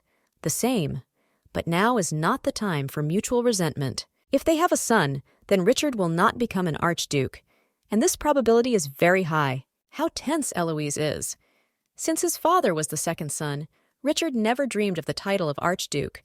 Not that he did not regret anything, and the image of Larissa appeared in his thoughts. From that moment on, Richard decides to look at Fabian differently. Who would have thought that he would get married on the day the will was announced? He recognizes him as the rightful heir. Eloise could not believe that her cousin had changed so much. Meanwhile, the boy approached the silent Emma and told her to go without him. The mother was surprised that he planned to stay. Richard laughed that the new owner only showed his aunt and uncle at the door. Nothing threatens him himself. After the funeral, although Fabian allowed the guests to stay as long as they wished, no one stayed a day. Everyone found reasons to go, actually because of the desire to spread the news.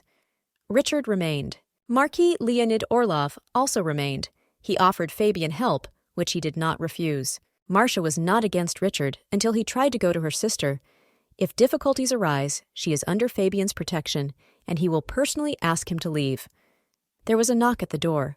There were 2 people at the door, a maid and a butler. He said that he had received a letter from Mr. Wee.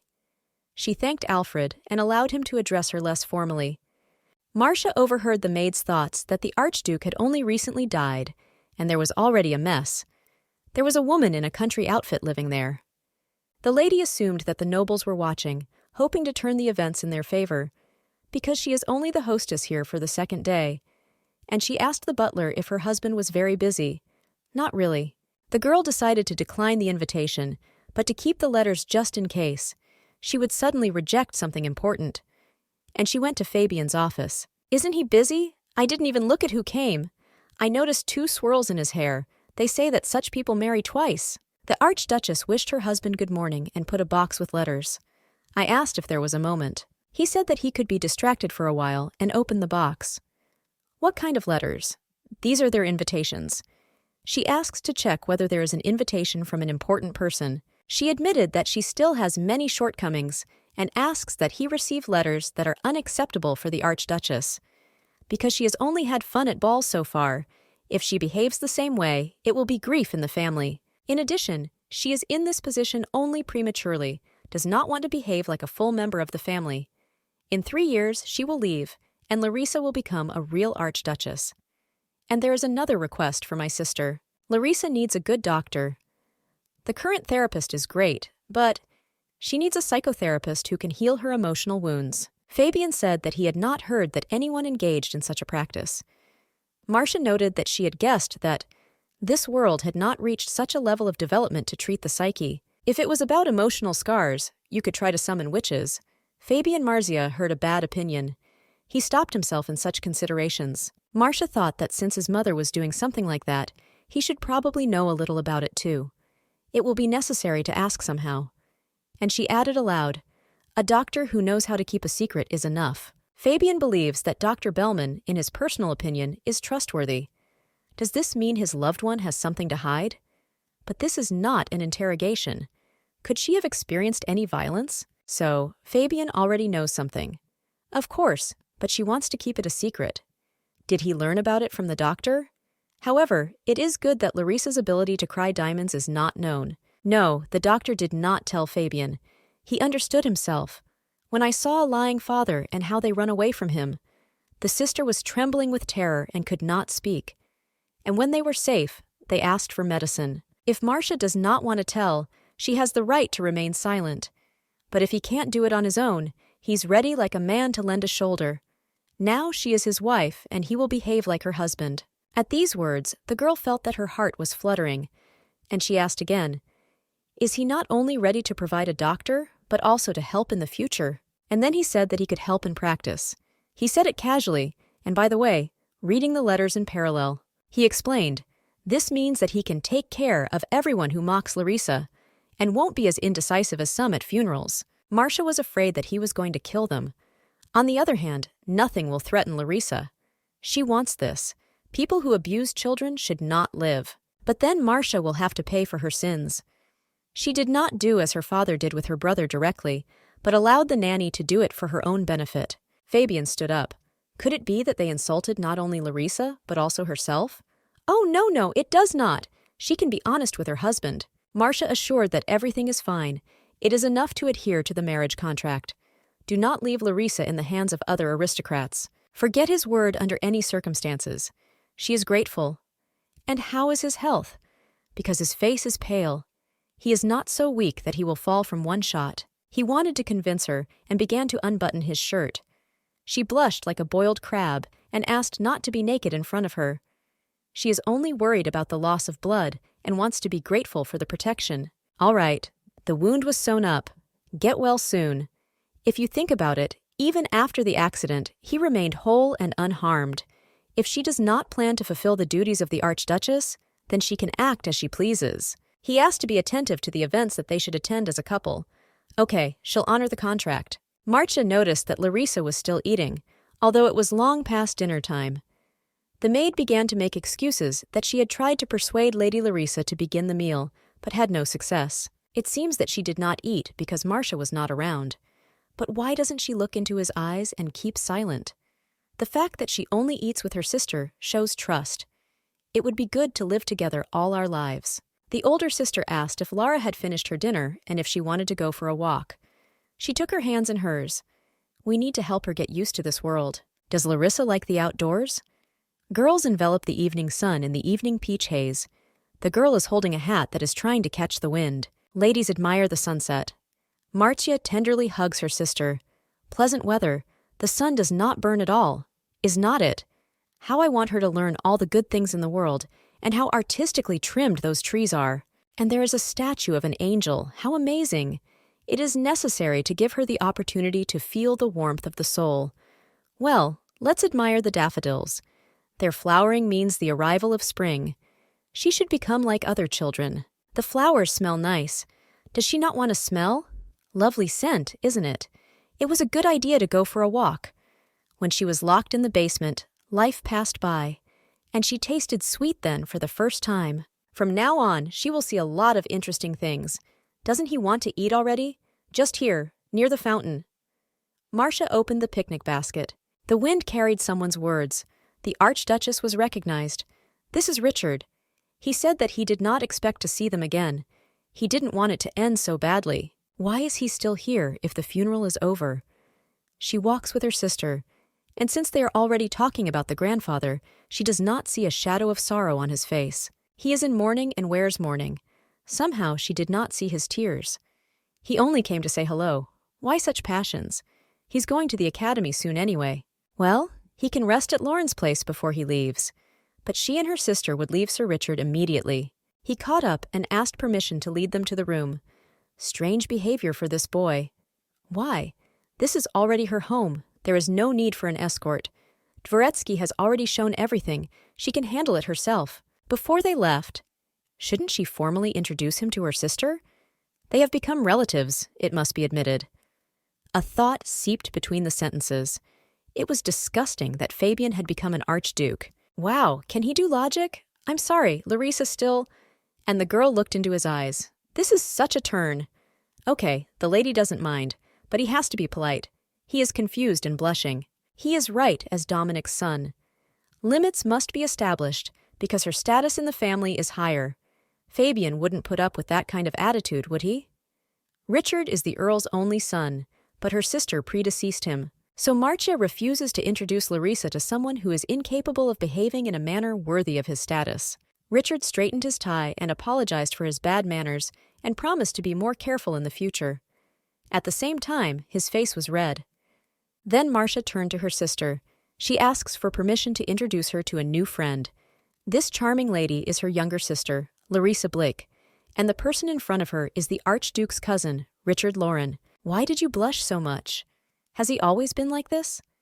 Richard said that he is the youngest member of the family and can be called simply by his first name. She wants to make a good impression, thought the girl with a smile. This boy is even kind of cute. Marcia explained that Larissa's voice had not yet returned. Richard was surprised that she had such a bad cold, and I thought to myself that the poor man could lie down from a common cold. Marcia thought back that the bad guys just couldn't afford the treatment. But in the case of Larissa, everything is different. Only she is not able to tell about it. Well, will they go? All the best. Ah, well.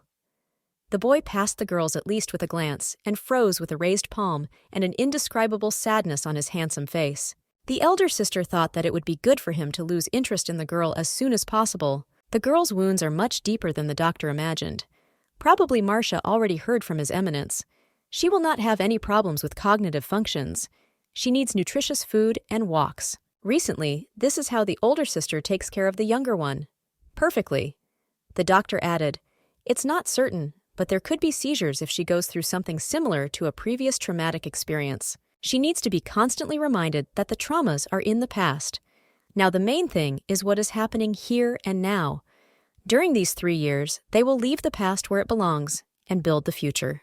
If Larissa wants, maybe they will go to the kitchen and prepare delicacies together." So they did. They look appetizing. Cooks highly praised the girl's talent. When the girl had prepared cookies, she brought a roll to her older sister in the same handkerchief in which she herself had received sweets for the first time. The cook promised to bring the rest of the cookies to the girls' room. Marcia apologized for the trouble and thanked her.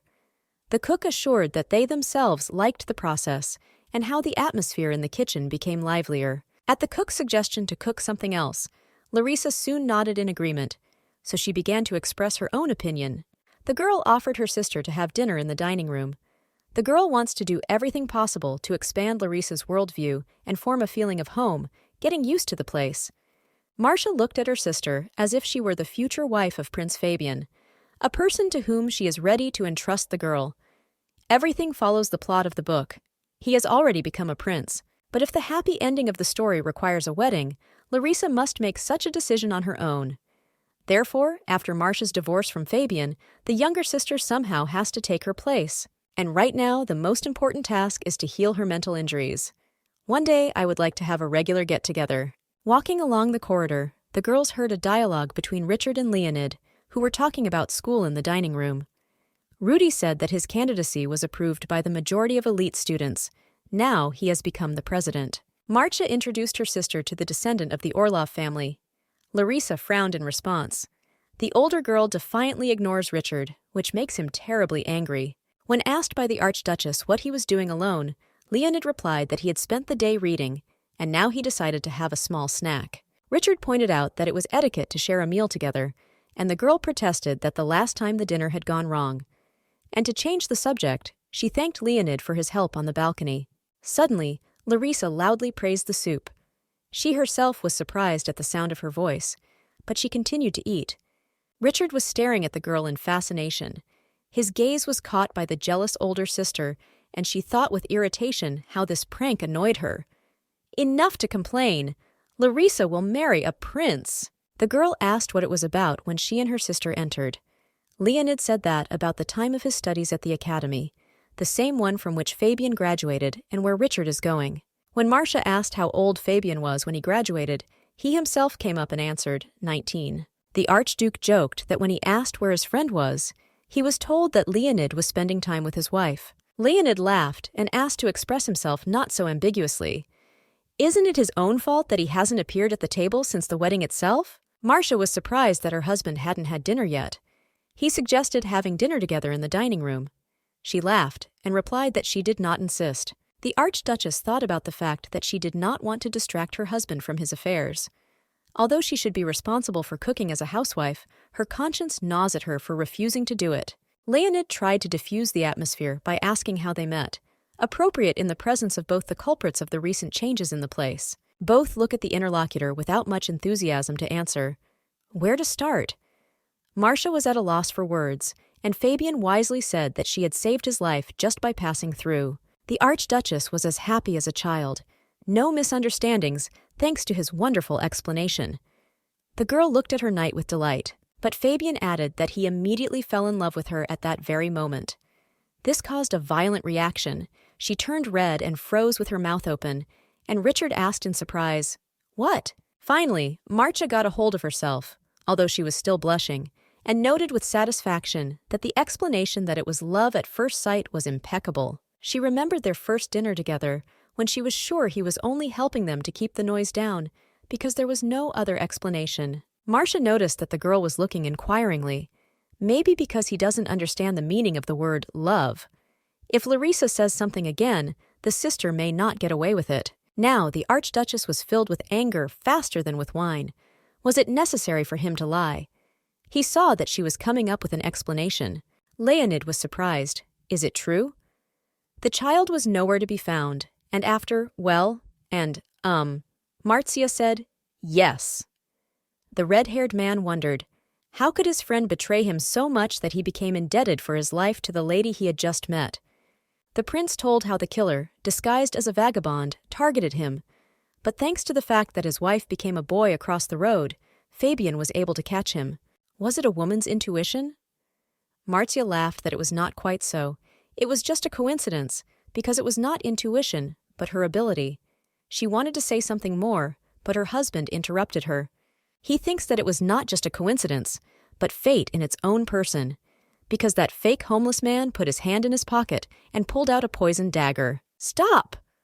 Marcia was surprised. She did not share her guess with anyone. They definitely didn't discuss that case. And if a man checks her? She decided to act as if she was hearing this for the first time. She pretended to be surprised, playing along with the prince. Lord, have mercy! A poisoned knife? At the same one? She did not suspect. If only we knew earlier. She felt ashamed of her bad acting. Richard also noticed that the game was bad. He asked what it was now. Pretense? But no one will even look at a simple homeless person. How did she know that there was a poisoned dagger in her pocket? She goes on to lie that it's just a coincidence. She had no idea what exactly was in his pocket. It was already true. And she didn't know Fabian was Lauren until she came here. And it's true. So she was following someone she didn't even know? Richard couldn't sit still in surprise. Marcia suddenly blurted out that he was handsome. Richard blacked out, and Leonid accidentally spat out what he had just put in his mouth. Orlov, wiping himself with a napkin, mused aloud about saving life, love at first sight. Fabian decided to finish them all, and added that this was not all. What did she know about the business he had recently invested in? I recognized the development as soon as I glanced at the prototype. Leonid laughed loudly and commented that this is an incredible girl. The friend summed up that Fabian could not help but fall in love with her. She is very flattered by this characterization in this context. Fabian couldn't concentrate on his work. He kept wondering if Marcia was always so cheerful, even if she tried to take care of other people's interests. But to him, she seemed like an ordinary girl with an insincere smile. He still couldn't figure out what was on her mind. How could such a person give off such an innocent smile? And what kind of stupid game was that? People are such complex creatures that you want to watch them. So, she knew about everything and only pretended. She knew what the pretend homeless man was going to do and why he kept his hands in his pockets. Leonid entered and asked what his friend was thinking about, so that he stopped writing. Something wrong with the documents? Fabian glanced at his last entry. It read nonsense. It is suspected that resources are running low, so he requests that a real smile be sent as soon as possible. The friend laughed and asked, "Is his head full of thoughts about his woman?" But the prince did not want to admit the obvious. Rudenki suggested simply talking to the woman instead of screwing himself up, because clearly something is eating him from the inside, because they see each other only at the dinner table. Not that he wanted to meddle in their affairs, but could it be that they still hadn't had their first wedding night? These words came as a complete surprise to Fabian. He blushed. Leonid's reaction guessed what he had guessed, so there's no place for a man to stick his insolent red face. And what is his business? The Archduke tried to recover from the shock. Concentrating on himself, he really had no idea where his interlocutor was heading.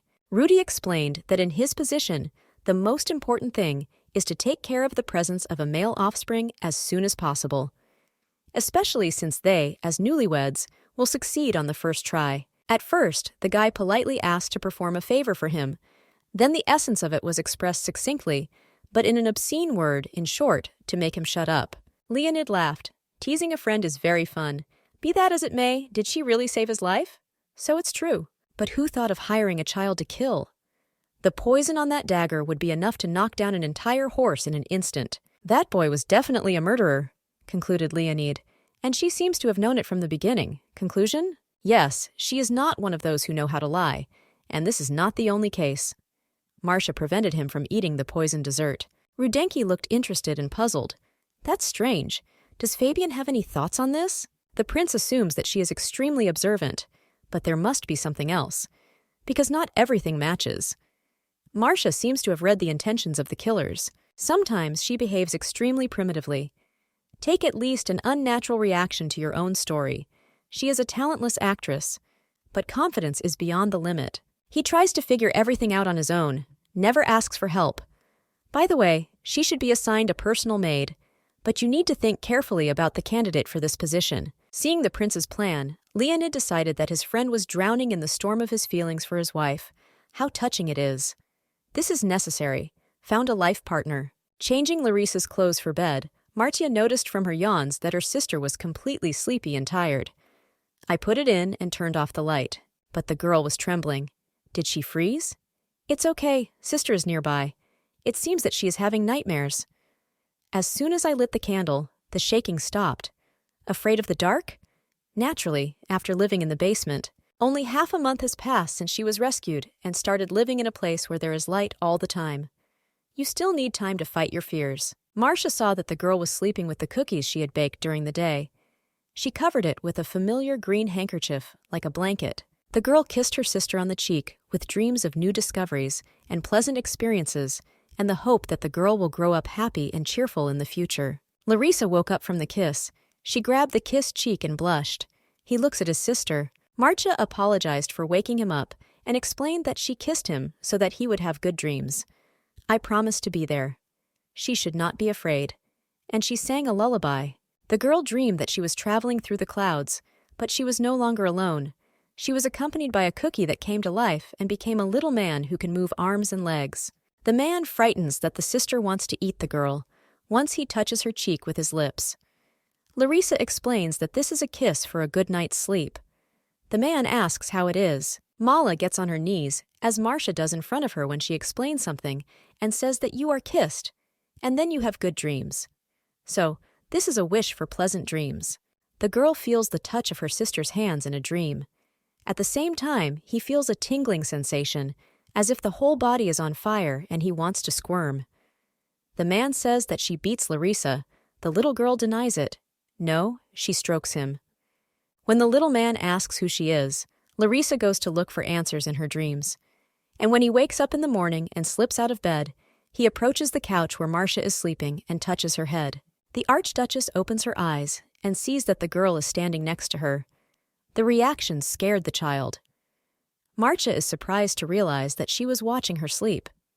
Last night, the girl slept without her hind legs. I would have known that it would be like this. I would have slept next to it. What joy! The first thing she saw that day was Larissa's face. She will make sure that her sister will smile every time she sees Marcia. The blonde wishes the little girl good morning and asks if she slept well. The girl gets out from under the blanket and looks like a kitten. To get used to it a little, he suggests having breakfast here. Probably she still needs to recover after so many walks. The child eats breakfast with pleasure. Marcia asks her not to hurry. The girl looks through the window at the garden. Today is a beautiful day. It's such a pleasant beginning, leads to the conclusion that this is a good sign. A dark green dress makes her image complete and refined. Marcia informs Larissa that the weather outside the window is wonderful, and if so, this is a great opportunity to play outside. An attractive gray-eyed girl dressed as a maid entered the room. She wished Milady good morning and called herself Sophia. The Archduke appointed her a maid for Marcia. This is a surprise for the Archduchess. Fabian has been extremely busy lately, but still finds time to take care of them. In that case, it's nice to meet you. Sophia asks to let you know if anything is needed, and mentioning the important news for the girls, informs them that their room has been renovated. You can look. The room is highlighted by luxurious furnishings in brass, gray, and grayish-green tones. Brown sideboard of dark wood. Even a grand piano. No one lived here for a long time. That's why it took so long to restore order. You can instruct them to move their usual furniture here and decorate it according to your taste. Marcia wonders why she was given such a huge room. It's like a whole separate house. That's not all. Sophia showed a separate fitting room. The girl herself made sure that Milady was satisfied. Asks to let you know if something needs to be replaced. She will do it immediately. But how many clothes are here? The Archduchess neither closed her mouth nor her eyes in surprise. Larissa looks calmly, only a blush on her cheeks. The maid gives a tour. Here are spring dresses. And he is there. Everyday clothes. The Archduke asked to make sure they had a wide selection. Marcia says that even with a daily change of dresses, it would take her 10 years to wear each one. Is he really that wealthy? Marcia asks Sophia to choose a comfortable dress for a walk in the garden. The girl asks, is it necessary to choose for Larissa? But Marcia wants to choose herself. The girl looked at the girls smiling with an intelligent look. Marcia guessed that she was aware of Larissa's state of health. She must have learned about it from the doctor. Sophia announced that she had prepared a separate room for Larissa downstairs. What would she have her do? The Archduchess is not ready to leave the girl alone yet, because she cannot sleep alone in the dark. Larissa listens carefully and silently. But one day, she will be able to sleep alone without worries, and will be able to stay to herself. Marcia asks if it is possible to put her in her place for now. Larissa will be able to go home as soon as she is ready. Yes, of course. And where do these doors lead? Is there a guest room? There is a bedroom for them, and the Archduke. Just in the middle of the room? So, the Archduke sleeps here most of all. Marcia imagined an intimate marital scene. Oh no, this will not happen in life. She will not sleep here. This place will only collect dust. She didn't even share a bed with Larissa. If you need to put something here, no, it is necessary to leave everything as it is. And in my mind, she is unlikely to use this room anyway. Can Sophia bring everything she needs here while Marcia goes to kindergarten? The girl got dressed in a cherry and white dress, and the boy got a blue and lemon dress. A really great day. And the weather is inspiring. She also got a room and a devious maid. Larissa now has magical outfits. I wish every day would be like this. The lady smiled dreamily and hummed a melody. The Archduchess heard her father's angry thoughts. Is it a mansion or a palace? What an ungrateful girl. Dare to betray him. If he thinks he can hide, he is very mistaken. Marcia is surprised. How did he appear here so quickly? The news about their engagement from the capital to the territory of Blighty should have reached at least a month later. First, you need to hide Larissa. Marcia took her sister's hands. Now she has to go back to her room. The girl was extremely alarmed. It is impossible for him to see Larissa. But the girls did not have time. He called out the sisters' names and called them his most valuable treasures. At the same time, Larissa's eyes became like an explosion of a rainbow and full of horror. Marcia was angry. The child was hiding behind her wide skirt. No, Larissa is a person, lives and breathes. She is not someone's property. Father came here knowing that they are here. Igor can sue Fabian if it turns out that he was hiding an underage girl. They can get into a huge mess, and the sister will have to be returned. He must be stopped. Enough! But how dare she give orders to her father? Then Marcia ordered Sophia to immediately take the child to her room. If only I wouldn't cry, Igor shouted to the point where he was taking her, his Larisa. Marcia barked that they need to talk, but why would he talk to her? And pushed the girl. The father asked the smaller girl to go home with him. Larisa was trembling and screaming for herself to be saved, not to be beaten, because she was in pain. It doesn't matter what happens to her. Marcia will not let you touch the girl. Running away with Lara is her decision, and will not allow him to close the child again. She said she wanted to talk, and she grabbed her father's hand. Does she think her new status will make a difference? At that moment, leaning on the railing of the second floor, the boy laughed. And how can this man call himself the father of the Archduchess? Who is this? Richard asked if this was Larisa's father. Since he doesn't have a title, he doesn't have an education either. Marcia seems to have changed. She does not think that this is a problem. Count Lorenz also did not receive a proper education. Exactly. By the way, this is the first time she has seen someone raise his voice in front of the servants. Igor, hitting himself in the chest with his hoof, declared that although he did not have a title, he was still a nobleman. Richard concluded that from what he had just seen, this man was not a particularly welcome guest. I wonder why. Immediately the gendarmes came and dragged the Baron away. Even if he had the right to take away Larisa, who would let him do it? Thought Marcia. Suddenly the butler came up and asked if it was Sir Ihor Bleak. If so, the Archduke invites them, along with the Archduchess, to his office. Tea was poured for the visitors. Igor philosophized, let her run away and live with another man, but for that he forgives her. Marcia reasoned that since she was of marriageable age, he would have sold her to some nobleman anyway. The fact that she seduced the Archduke himself is commendable, but he cannot forgive her for running away with Larisa. Let the father not worry. She takes great care of the little one. Igor exploded. Enough! Does she really think he doesn't understand her intentions?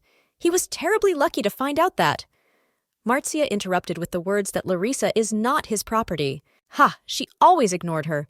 Her current desire to care about her is extremely hypocritical. Didn't she prefer the room farthest from the basement? Marcia crouched down, put the cup down, and hugged herself. She simply couldn't bear to watch her suffering. What shamelessness! No matter what she wants, he will take her with him. At that moment, Marcia's husband entered the office. The girl stood up and immediately made a knee. Father stood with fists. Formally, like at a reception, Ihor thought. He can threaten others as much as he wants. But this will not happen with him. Why is Fabian looking at her with such fire in his eyes? What did she do wrong? Ihor was the first to speak. He turned to the Archduke. This is a huge misunderstanding. He came as a father who did not find his children at home one morning. I was especially worried about the smaller one. Larisa is so shy, she has never even been outside. The Baron was talking nonsense. If he hadn't been told where to look, what? Someone told him about them? He thought he'd lost his little blood forever. Marcia interrupted her father's lie by asking who told him about them. I read Igor's opinion. Is it stupid? Type, he will say. Maybe Eloise Conrad will come to him more than once. So, Fabian's cousin told about them. It turns out that she deliberately found Igor and revealed everything. Igor attacked the Archduke with accusations. Is he in his right mind to take away his children? One of them is still quite small. If Larisa won't get married because of this, he must take them. Marcia thought that this was an even worse delusion. He obviously had no intention of marrying her off and shouted that she would not return there for anything. And Larisa, too. Igor said in a conciliatory tone that since His Majesty had already agreed to the marriage, Marcia would have to be given up. Then he shouted, But not Larisa! He will take her immediately! Marzia was seething. The liar from the very beginning came here specifically for Larisa. But he presented everything as an act of generosity and continued to say that Larisa is very young and not adapted to life. He will not be able to live without taking care of her. Marcia's anger turned on Fabian. Why is he silent? Didn't he forget about the contract? Is he really human? He looks ominously with his red eyes. Ihor could not stand it. How can you look at people like that? Did he say something wrong when he said that he was very worried about his daughter? As a father, he has the right to take her away. Will he not give it to him? Yes, he understood everything correctly. Fabian spoke with emphatic politeness and put his hand to his heart as a sign of the truth of his words. Igor recognized the boy he met in the tavern by his voice. Igor screamed. He said that he had not seen her, his most precious daughter. This is a kidnapping. Crime! He can't believe he took her and married her. Marcia countered that she should have tried better and not let her daughters run away. At these words, the Baron swung and hit his daughter in the face. Fabian pressed her to him and said that he was guilty because he had not told his dear father-in-law about the engagement in advance. But all the words said then in the restaurant were true. They met later. The Archduke smiled sweetly and offered to sit down and talk quietly. He said that when he saw the beautiful Marcia, he fell in love with her at first sight. Does he know how reckless men in love sometimes behave? After a short conversation, he proposed to her. And this after he saw his quest? Didn't he think that he should have informed his father immediately? Putting his hand to his heart, Fabian said that at that moment he thought only of the godlike woman in front of him, and this picture overshadowed everything, leaving only the thought of connecting their destinies as soon as possible. Of course, his daughter had done the wise thing by delaying the answer and saying that she should ask her father's permission, but he forced her to agree and looked at her passionately. She smiled broadly. If he plays, he does it flawlessly. Igor fainted and muttered that he had not been able to contact them until now. Fabian explained. The day he put the wedding ring on Marcia's finger coincided with the untimely death of his grandfather, the previous Archduke. Marcia thought to herself, "Oh, and liar, everything was wrong." Ihor's arguments convinced him. He received these sad news. The guy continued that after the funeral, he had to rake through piles of documents day and night, so there was no time for communication at all. Igor could not understand. Why did the Archduke work personally and not entrust the work to servants?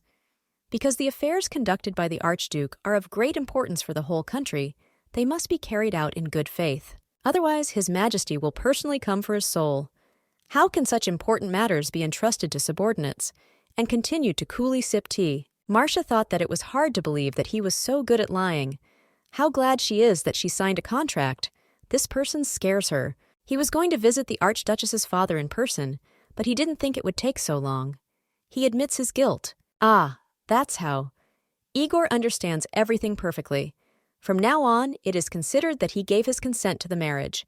Marcia can act as she wants, but he will leave here with Larissa. Fabian expressed his gratitude. Now he feels better. By the way, does dear father-in-law plan to return to the estate just now? Igor defiantly replied that he would be glad if he was escorted.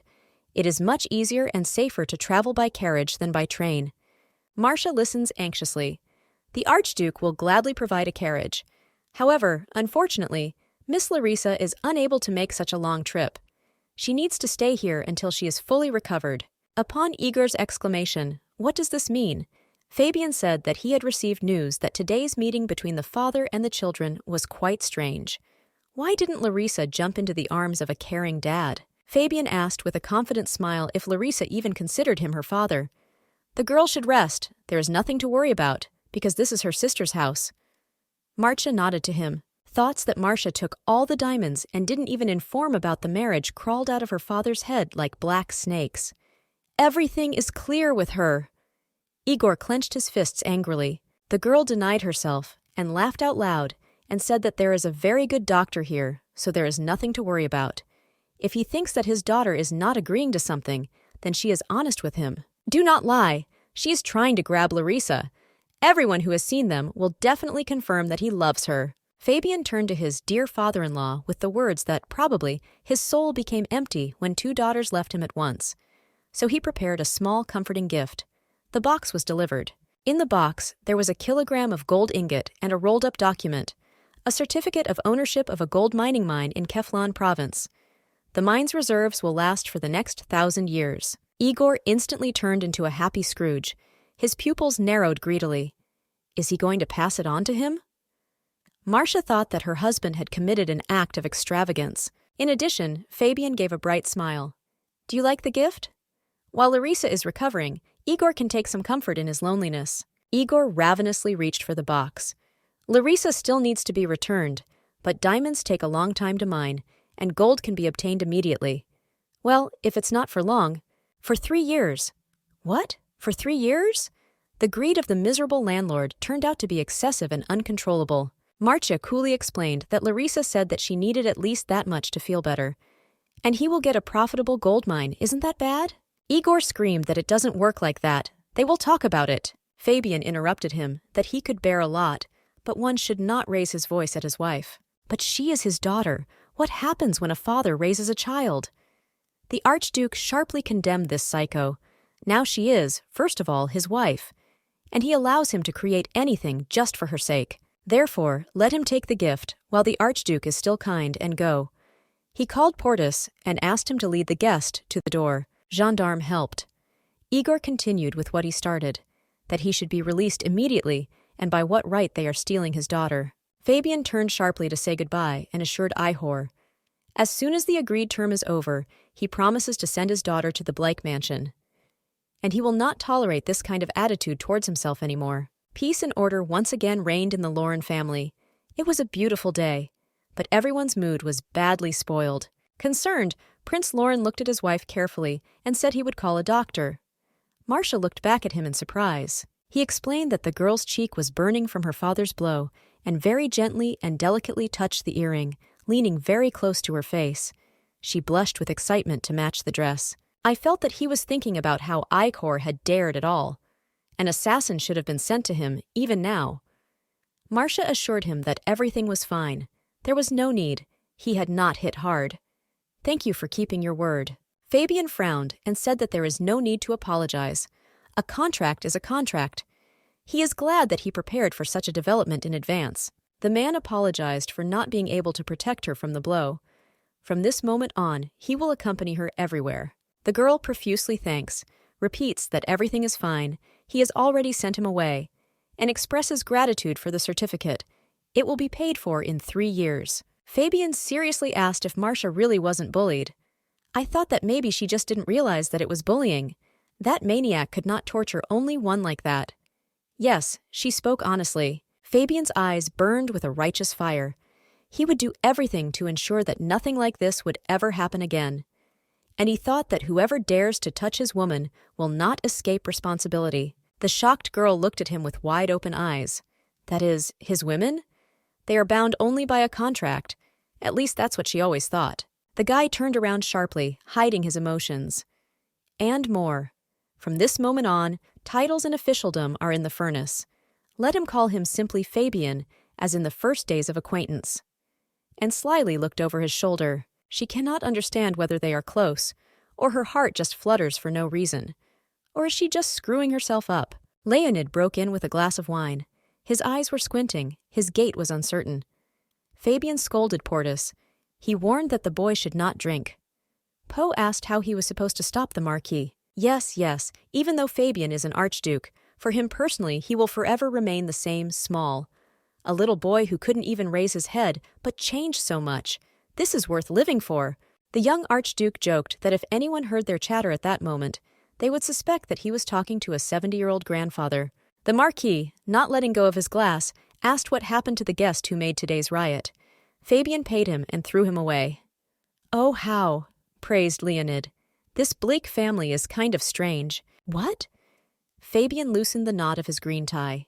He looked bored to death. Leonid explained that it is a family where no one reciprocates love. Marquise was clearly drawn to philosophy. Rudy revealed the essence of the newly formulated concept. The father does not like the soul in his daughters, and they reject him. The wife is worried about her sister, but it seems only about her, isn't it? Fabian thought about love. Why is Miss Marcia so protective of her sister? He is not familiar with this. He had no brothers and sisters. Her father's actions are also illogical. This is not love. Obsession. What? Larissa? Lauren's train of thought reached a dead end. In fact, the reasons for which Marcia is so protective of her sister are not the same as her father's. Some nonsense. Isn't it family? Miss Marcia obviously loves her sister. Leonid was shocked. Is Fabian seriously calling his wife Miss? That's small. The problem is not even the missed wedding night, is it? A couple of liars. Is love at first sight a lie? His friend is not one of those people who are frivolous in relationships. He rarely opens up to strangers. It took a long time to win his friendship. Once he got married as soon as he became an archduke, then marriage is a fiction. There can be no place for love. But their concern for each other looks so believable. Maybe Leonid misunderstood everything? Fabian noticed his friend's smirk and asked why. He put his hand on his shoulder and said, so that a friend does not pretend that he has never held a handle. Is Leonid drunk? What kind of assumption? No, the redhead says seriously. Lots of eyes and ears around. Everyone sees everything. If you insist on love stories, then you need to behave accordingly so that there is no fuel. How did Leonid understand? Is everything so obvious? The current situation will depend on how well he plays sincerity in the marriage. None of them benefit from having the marriage recognized as fictitious. How to look like a real couple. He did not have a single woman who would love him, and he himself did not meet anyone. What to do to look in love? Portis entered the study and asked why the Archduke looked tired. Is he worried about something? All right, by the way, what about his special commission? Portis reported that according to the testimony of Bleak's servant, the lady's brother, Willem Bleak, is even worse than his father. But he recently disappeared somewhere a day after the escape of the lady with Miss Larissa. Willem is a gambler and drinker, so they searched for him in local bars and found him. In addition, the financial situation of the Blake family is even worse than expected. The business, in which Igor had invested a lot of money, burned down, which shook the image of the family. Marcia Blake's jewels were pawned in one of the pawnshops. They were investigating how they got there. Willem probably sold them to pay off his gambling debts. None of them cares about the well-being of their family. What a father! What a son! Fabian slammed his fist on the table in anger. His eyes burned like embers from a volcano. He clenched his teeth. This relationship resembles predators in hunting for prey. A frightened maid ran into the office with the news that Lady Larissa could not sleep all night and was having convulsions. If someone approached her, the symptoms worsened. The lady does not let anyone in. She says that she will take care of her herself. But when they both fell asleep, one of the maids quietly peeked at them and Fabian dimly rushed into Marcia's room. Where is she? Half a dozen maids in uniform bowed submissively. The girl with blue eyes and completely gray hair was crying that it was her fault. She came in to clean the dirty chair. Fabian dismissed the servants and stood holding the doorknob with the thought that if he came in, he would show extreme disrespect. Although they are married, she does not let him near her. No wonder, because of the contract. But to maintain the legend, he must enter immediately. He imagined how he would put his hand on her shoulder. Supporting his wife is a husband's duty, Leonid said. You have to look flawless. He must enter. He saw the cookie. It was broken. It looks like it already was. Bellman and Sophia came up. The doctor apologized. Fabian praised him. He knows that he had to help all night. The doctor admitted that he had taken a nap. Sophia added that the lady did not allow anyone to touch Lady Larissa. The young lady was alarmed at the approach of others, and she also did not dare to come in, bringing medicine. It seems that she feels an incredibly strong shock, Sophia reported. Fabian asked why he was not notified immediately, because the lady asked him not to disturb him. From now on, let him report about such things. Fabian was called by Richard, who was waiting near the ladies' chambers. He excitedly asked how the lady and Larissa were feeling, because he heard it happened because of that bastard. In response to Fabian's question as to why the boy was asking this, Richard explained that he was also a member of Lauren's family. Why doesn't anyone tell him anything? He has to go back to the academy, but he can't even say goodbye. He understands that she is not in the best condition now, but... The guy almost cried, holding his hand over his heart.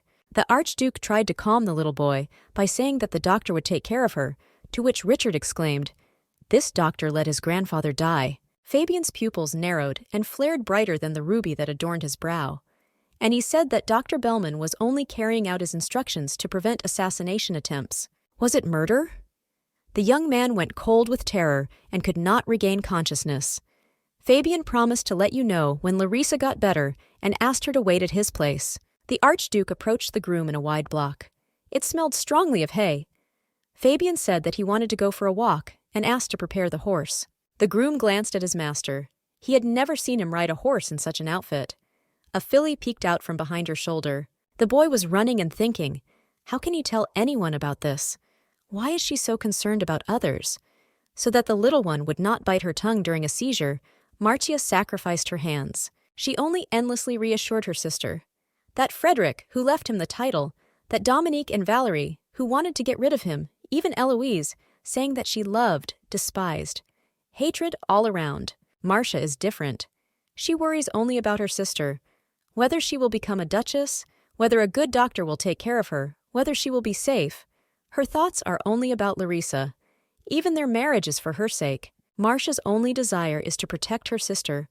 One day she can lose a lot. In particular, myself. Why would she go to such lengths, and how could someone mean so much to her? How can she love with all her heart? She will do anything for her sister. This is love. Can this love one day turn against itself? And then she will sacrifice herself, smiling? Obviously, she has problems.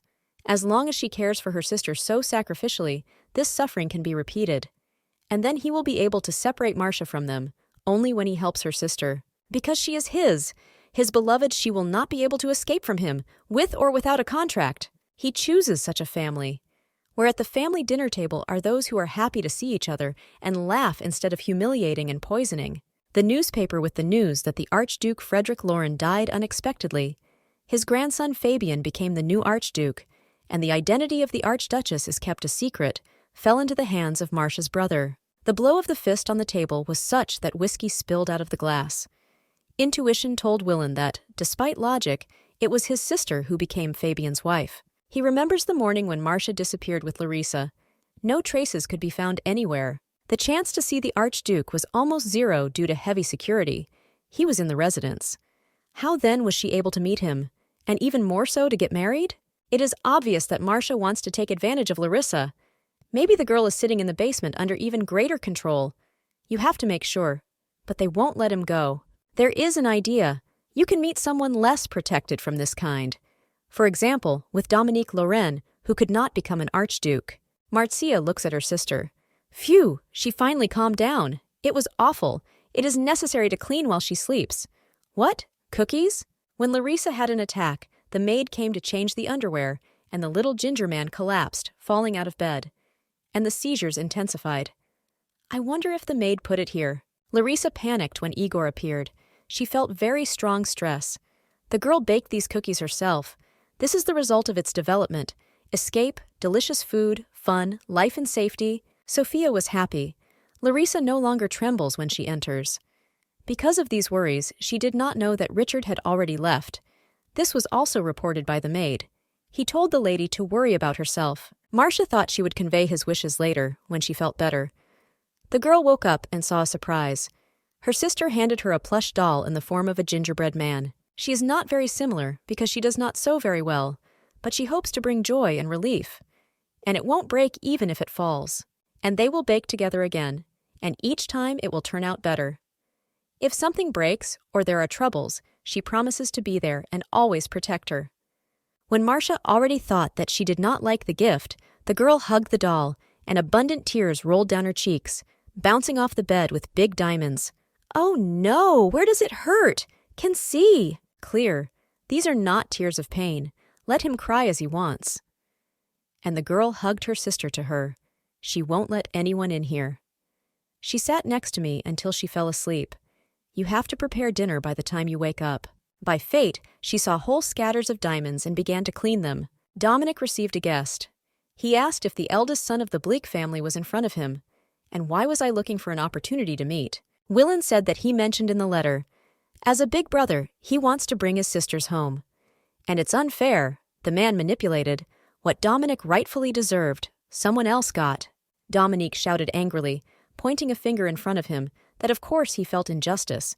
Welena's sister had ruined everything. If she had not married, he would have become the Archduke. Willem suggested that the parents of the bride and groom oppose the wedding. Dominic countered that the emperor had already signed, so such actions amounted to a personal insult to His Majesty. But what if Marcia has flaws that disqualify her from being an archduchess? What will he say to that? And what are the disadvantages? The Archduke's uncle looks expectantly at the blonde, his arms folded across his chest. He can't say yet. It is important for him to return only his younger sister. If Dominique helps save Larissa, Willem will reveal the necessary information about Marcia. Now it is difficult to decide something, sums up Dominic. You need to brainstorm for a while.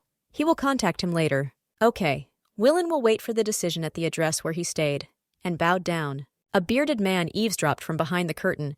His name is Nikos. Dominic gave him an assignment to track down the Blake family. Marcia decided to hide the diamonds in case Larissa ever wanted to be Archduchess. Someone came, and Marcia went to open it. It was an archduke with a determined look. She asked what happened. He asked how Larissa was. It is strange that he is asking. He could have read the doctor's report. She said that the girl is better, but she is sleeping. They can talk outside. Her attention was drawn to a strong, sweet smell, like perfume. When she asked if he had come only for this, he handed her flowers he had picked with his own hands. The strong smell was of lilac hyacinths, although there were also yellow crocuses and small white flowers in the bouquet. The girl happily accepted the gift. The man explained that the garden was blooming, so he picked a bouquet for her. Because I heard that they rarely leave the premises. The saffron has already faded, and the daffodils haven't started yet. When Marcia said that Larissa would definitely like it, Fabian was surprised. She doesn't know what her sister likes. In response, the girl assumed that he understands flowers, which she took off. When he asked if they needed anything else, the Archduchess burst out in gratitude for everything she had already received. He said that these are small things, and tomorrow at this time he will bring Marcia even more flowers. The next day, the Archduchess blossomed like a violet. She combed her hair and put on a cobalt-colored dress with emerald buttons. Larissa was also nicely dressed and braided. Hearing a knock, she ran to open it. This is Fabian with a bouquet. Larissa came up. It seems that she is no longer afraid of people. In this perspective, the girl was not as tall as the prince's solar plexus. Beautiful, is not it? He collected them himself. Because Larissa looked happy, the girl invited him to the room to drink tea together. Does she like daffodils? With this bouquet, she is like a daffodil fairy. The orchid fairy will take the orchids. How roses will bloom. He will give her a whole bouquet. Marcia concluded, Fabian has excellent taste, so even he knows how to express feelings. And at first it seemed that he was not a romantic. With such a gentle look, he is several times more attractive. Marzia was happy. That was what she was thinking as she watched his face change. As soon as they shake their eyes, did he smile because he noticed her crush on him? The girl asked if it was true that Marquis Orlov had already left, and expressed regret that it was so soon. He helped her a lot. Fabian could not remain silent on this and asked if he was very sorry. Then he assured that Leonid will come often, and you can see him at social evenings, where they thank him together. She asked if he liked social evenings. Not really. Then why does he want to accompany her? And she's sorry. It's so much fun to dance with someone in a pair. He said he really didn't know it was fun. Marcia complained that she had not had the chance to attend banquets or dance with her partner lately. Such evenings are beautiful, especially the music. This is also a great opportunity to get close to interesting people. And she thought to herself that there is an opportunity to stay away from words that she does not like to hear. Sophia offered Larissa to put a bouquet in a vase, but she can leave one flower. Fabian addressed her personally. He heard that she likes daffodils, but they quickly wither. The guy invited to admire the flowers in the garden. He can bring them every day, but the flowers don't last long in the vase. Marcia heard the girl's gloomy thoughts. The flowers are dying right now. And she rushed to explain, but Fabian explained better. Daffodils are very strong. If you cut them, the bulbs will live in the ground, and after winter, they will bloom again. No matter how much they are cut, they will grow back. Listening to him, Marcia reasoned that because of the contract, she didn't think he had such a warm look. Previously, she thought that he lived only by cold calculations and cared only about his own interests. But he is actually a much nicer person. The girl confirmed her husband's words and offered to go see the flowers if the girl felt better. And soon the magnolias will bloom. You can make tea from their petals. With warmth in his voice, Fabian said to Larissa that the magnolia petals will wither as soon as they fall. Isn't it a waste not to use them? Isn't it great to go out and admire the flowers and then drink some tea? You only need to put the petals in a cup. It smells like ginger with cinnamon. Marcia suggested that he knows a lot about flowers. The boy said that he lived in the forest as a child. It was clear from his thoughts that there was evil there, and he asked if she would like to go hunting, where they catch animals and release them themselves. This is a tradition. The girl laughed that it sounded great, but she couldn't shoot or ride a horse. He explained that all the ladies usually just have tea and eat sweets. Well, it is better to hunt than to sit and eat. He offered to teach her. She dreamily promised to think about his proposal. This atmosphere was very pleasant for him. Marcia wondered why Eloise had caused such trouble. And Cousin Fabian roared into the pillow on the classics of the genre. She wanted Igor to take away the stranger, but instead, he took a bribe and left. Why isn't she in her place? Why didn't he choose her? Eloise was in love with Fabian from the day they met for the first time, and their eyes crossed. Nanny Heloise then explained that he was Archduke Frederick's grandson, that is, her cousin. Men poked their fingers at him. The son of a witch! Disciple of the devil! He is worse than commoners! Dominic shouted at his father, asking why he had left this creature alive. He is the son of a witch! They must kill him! He is the shame of their family! 6-year-old Eloise wondered why he was so smeared. He is also a nobleman. I couldn't make out the expression on his face in the dark. Only many years later did she learn that his mother had died then. Therefore, Archduke Frederick sent Fabian to the academy, and the boy did not show up for his father's funeral. Eloise could not forget his face and saw it again after graduation. He asked how she was doing. She understood it would be difficult to achieve his reciprocity, but he was a disgrace to the Lorens and therefore in no position to reject her, so she just waited. But how did that girl dare to bring him in? It is impossible for him to fall in love at first sight and propose to her. Suddenly, a guest came, Marcia's ex. The young man was waiting in the living room. It was a great honor for him to meet Lady Conrad. His name is Karl Cleve, and kissed her hand. The girl assessed his appearance as unremarkable and suitable for Marcia. She asked if he had heard any news about Lady Bleak. He said that he had broken off the engagement with her quite some time ago. The girl inquired about the reasons. He said it was because of her father, because he ruined his business. That's why he didn't want to contact them. Be that as it may, does a girl who grew up in such a family have what it takes to start a family? Although she is very beautiful. Does he not know what happened next? No, because everything is over between them. Then Eloise said that she had brought in someone else's groom, her fiancé. It amused him, because only a couple of months had passed since their separation. Amazing woman. Amazing? Eloise intended to arrange a meeting with her ex. She would suddenly remember where she was. But he is not one of those people who will bury themselves in other people's women. And he has no need for money, because he inherited his father's title. She asked, "What does he want?" "He wants to marry Eloise." "What?" This scoundrel clearly calculated everything. The maid told him to watch his words. Before him was Lady Conrad. He laughed that he was joking. He just needs her to introduce him to her circle. It's a small thing for her, isn't it? She was still holding her head, digesting the stupid joke. Okay, she agrees on the condition that no one finds out about her involvement. The only way! So who is the fool who chose his ex instead of Eloise? This is the Archduke of Lorraine. The interlocutor had sweat on his face, and his jaw dropped. Does she think he should win the Archduke's wife? But if anything, he will never find a new bride again. Eloise assured that no one would blame him. She would arrange everything so that all the blame would fall on Marcia. The Archduke is her cousin. Therefore, she cannot be against him or openly oppose him. He agrees. In return, he asks her to find him a bride and receives a promise. Poe brought letters. Fabian thanked and said that he wants to learn to dance and asks to invite a teacher. And let it be him. He does not want to hold the lady's hands. Portus is surprised. His friend hated dancing and would have to hold girls' hands at balls. The Archduke explains that avoiding dancing forever won't work, especially when he's given the title. Poe said that one of his lordship's letters was worth reading for himself. From Karl Cleve, which begins with words to the author's beloved Marcia. Fabian ran his eyes over the lines. How difficult is it for her to be separated from her lover and pretend that she has found someone else? Soon they will be able to see each other and put an end to their suffering. He reserved the loggia in the opera house as usual. He also prepared an elixir. All she needed was to mix 2 drops of it with the man's food. She needs to be patient. He hopes they will be together again soon. The letter was signed with the words, "Your beloved." Fabian began to figure out who sent the letter. There was a pseudonym on the envelope. Portus said that Count Daci's post office had delivered, and he would immediately find out who the sender was. Fabian asked if Poe noticed that Marcia had a special relationship with someone. Only Lady Larissa comes to mind. But he knows about her. From a recent investigation, Poe learned that she had a husband. The wedding was cancelled until the meeting with Fabian. His name is Karl Cleve, the son of the Viscount from Northland.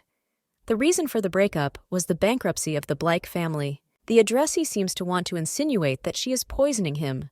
The proof of a lie is that they erased their tracks. This man does not know how Marcia saved his life, and that they do not eat together. What is she? Why is he so angry if the letter is fake? His eyes glowed like a red warning light again. Marcia and Larissa were served desserts, and she thought that the Archduke had taken care of fresh strawberries.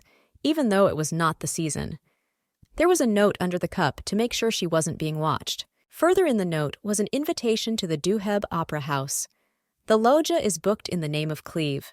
If she does not come or comes with someone, he will reveal the secret about the basement. It is definitely neither Igor nor Willin.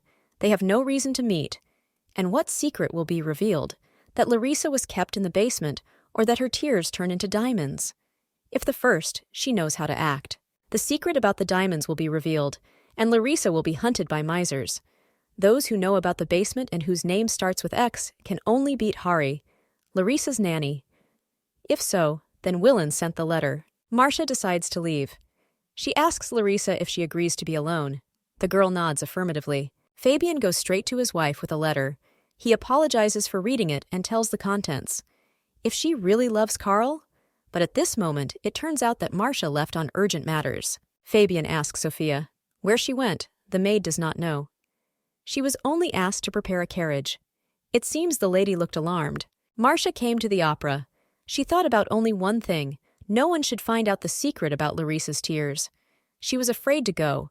The memory of the accident remained. Interesting. Why does the nanny want to see her? She worked for Igor.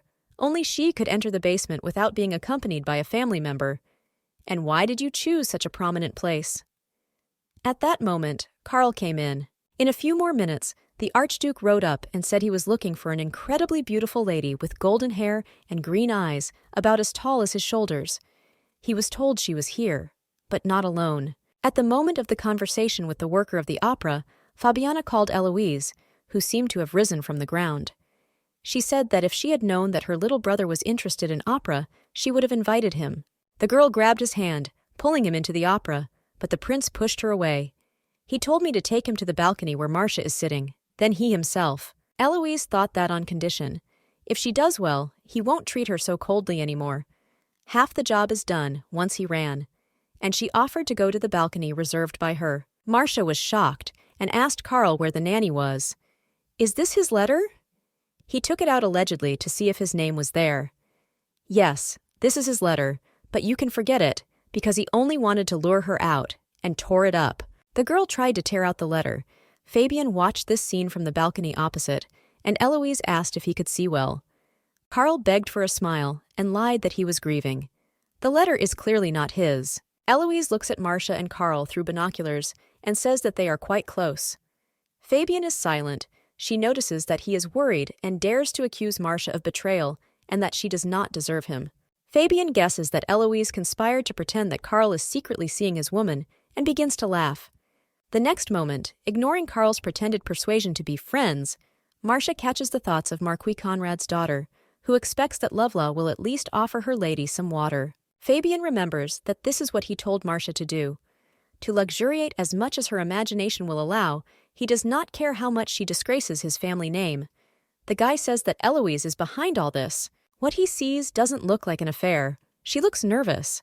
If she cheated, she would do it secretly, and not openly. But it is strange that his emotions prevail in relation to Marcia. If their agreement had not been remembered, he would have completely lost his self-control. He looked contemptuously at his cousin and told him to leave immediately after the performance. The girl could not stand it and shouted that he knows that only she loves him. How can he look down on her so much? Lauren's whole family despises him, but not her. How could he marry another? He has only known her for a few days. She has no family, no dowry, no education. Compared to Eloise, she is nobody. Even if Fabian had been reincarnated, even then he would never have fallen in love with Heloise. He never fought for the title, and never loved a cousin. No one looked at the origin here. She slandered Marcia for nothing. When Eloise said that she wanted to be with him because she had never met anyone more beautiful than him, he said that it was not love at all, but a desire to possess him. She accused the Archduke that he did not love Marcia and had not even slept with her once. Didn't he marry for the inheritance? Eloise is better than this first encounter. Why can't he love her? Fabian objected. Who said he didn't love Marcia? Looking at the opposite balcony, the boy saw that something was wrong there, and rushed to help. Eloise was sure that she would make herself fall in love, and what happened was that Carl offered the girl a drink, and she splashed it in his face. There was nothing wrong with it. She deliberately stood in a prominent place so that he would not climb, but he swung. Only Marcia had the thought that there was nowhere for her to go, because Carl barricaded the door with himself, and behind the railing she cowered in anticipation of a blow, as Fabian appeared in the thick of events. She just said his name. Fabian asked who dared to lay a hand on his wife. The guy explained that he didn't have time to look for the door because he was here for the first time, so he just came through the railing. It was faster. The woman is in danger. Carl stared in amazement. Did this madman just jump off? And if it crashed? And what to do now? He could still handle a girl, but an angry archduke? What did Eloise do? Is this a sham marriage? The fleeing, grieving lover. Where did Carl Cleve go? The archduke's cousin could not act personally and framed him. That's a bitch. He did not touch her, and I wasn't going to. Carl began to come up with ideas on the go, to come, because Marcia asked him for help. The girl played along. What she needed. She already heard, you can let him go. In parting, Carl threw a phrase that the archduke would take better care of his cousin. Marcia read his thoughts. This Carl will not forgive Eloise Conrad. It's time for the newlyweds to talk. What was it anyway? Marcia excused herself that there was nothing between them. Carl broke off the engagement himself. Isn't the prince angry about the secret meeting? Fabian is angry that something could have happened to her. He was worried about her. Doesn't she know what type it is? It was necessary to hire a maid. Marcia said that the meeting was a personal matter and she could not leave Larissa. I had to tell him, so that in any case he could always find her. But nothing happened? Nothing? This man almost hit her. Not so long ago, Igor struck. He will be very angry if she once again finds herself in danger by going out without an escort of her own free will. That is, he is angry because she left alone and does not suspect her of cheating. The girl looks at him from under her forehead and presses her hand to her heart. The man kindly looked at her with clear red eyes. He knows that she is not that kind of person. All her thoughts are occupied only by Larissa. She turned away. No, it's not like that. Fabian doesn't know the truth. The reason she put Larissa above everything else is that she is her sister. She just needs to be made happy so that Marcia can live. If the secret of the Blyke family is revealed, Fabian will hate Marcia and try to kill her, as in the original. Will he be very upset when he learns the truth? Fabian interrupted her attempts to dare to open up and invited her to listen to the opera. A separate balcony was reserved for the Lorens. If Larissa wants, they will take her too. Reading his point that even Heloise would agree to something, Marcia scoffed. So he was meeting Lady Conrad here? And where is she? She did not stay for the performance and left upset. Eloise sobbed because she lost and didn't know how to introduce it into her. Even if it worked, he wouldn't love her. An emphatically polite and extremely tense Carl was waiting for Lady Conrad. He stood soaking wet and without his outer clothing. His face betrayed evil intent. Conrad noticed the young man's strange appearance, and she said that it is better to return. He needs to look at his face. He pointed to her carriage, but it was not hers. Had the coachman confused it? The ominous Carl Cleve, whose expression resembled a real maniac, shoved her into the carriage, saying that it was precisely with this that no one had confused anything. What does he do? And what does it have? The rumor about her debut in the world has already reached the northern lands. He fulfilled his part of the contract as much as possible. Eloise promised to introduce him to a good family. He was angry at her naivety. She had already lost the Lorens' trust. And he said that now Eloise will be his mistress. Temporarily. The lady is upset that her lover has left her, but the gentleman passing through the prose calmed her down. Isn't it typical? The poor woman wants to forget everything, but a sensitive man could not leave the poor woman alone with grief. If a woman and an unmarried man run away together, rumors will surely spread. No one will believe her excuses. Is not it? He could not find a better bride than the Marquise's daughter. If they marry, he will inherit the title of Marquis. And her face is nothing. He fell in love with her at first sight. He would not marry a woman for whom he has no feelings. The girl screamed and resisted, called her a liar, stutteringly demanded to stop the carriage immediately, begged for help. I thought about jumping out despite the high risk of injury. Carl said that the coachman listens only to him. They are going to his distant relatives. The house is a little dirty, but it is possible to live. You'll get used to it. It's nice there. The carriage stopped, and someone menacingly ordered Carl Cleve to get out immediately. Eloise thought, is Cynthia here to save her? Carl looked out. 4 men in black cloaks. You have to take the girl hostage and run away on horseback. but he didn't have time. Feeling the cold breath of the muzzle on his temple, Poe ordered to leave the girl immediately. Two men dragged the maniac out. Portus gave his hand to Lady Conrad. The lady sent another carriage after her. She will be taken home, and he will see her. When Eloise asked the name of her savior, Poe introduced himself, but said that the real savior was the Archduchess. A few hours before, Marcia had told Poe, who was already mounted, that Lady Conrad's carriage had recently departed, and that it was now up to him. He assured that there is no need to worry. Marcia gave her carriage to transfer Eloise there when the kidnapper was caught. How is she going to get there now? She dared to ask Fabian to call a carriage for her. Instead, he offered to ride together on his horse. He does not want to leave her alone in a carriage whose coachman he does not know. A ride on a horse will cheer her up. It's clear that she doesn't like carriages.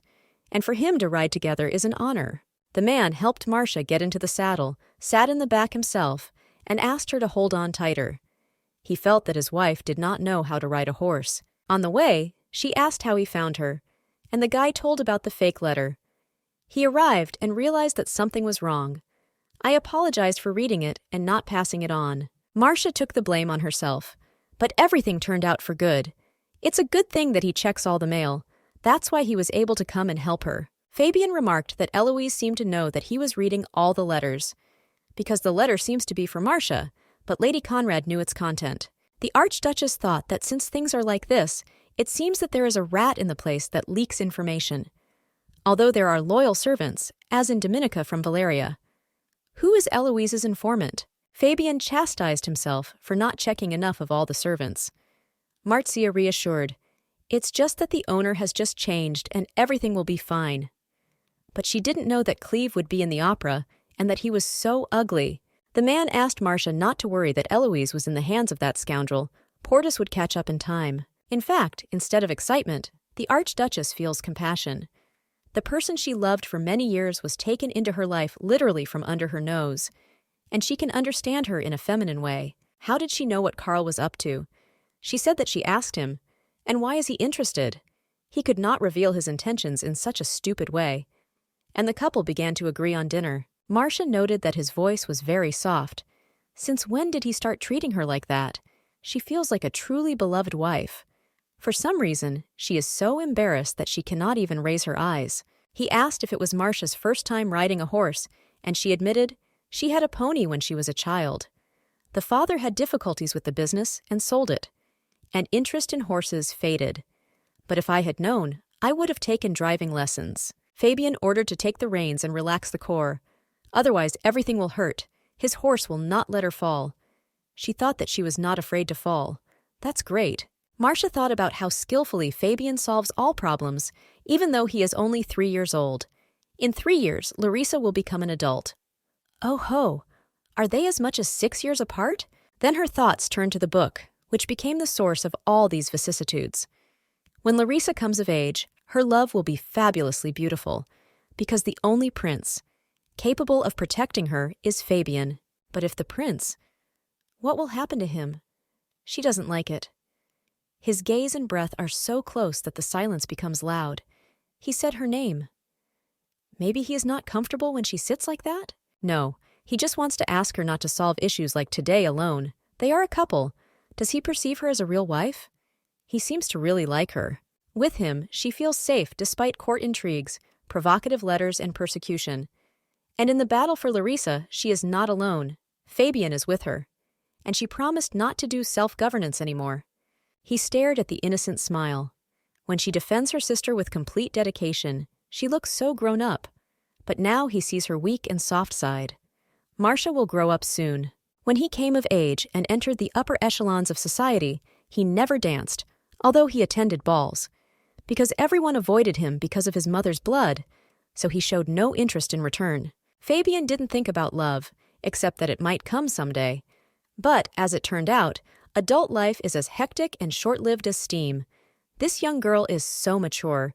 He must protect her. Upon arrival, the girl thanked him for trying to drive more carefully through her, and she went to her room. She did not find Larissa in bed and panicked, but then it turned out that the child was just waiting for her sister. Sophia began to apologize that the lady had to put the baby girl herself, but the Archduchess reassured her that everything was fine. The maid reported that she caught the person who left the letter. It was that blue-eyed maid.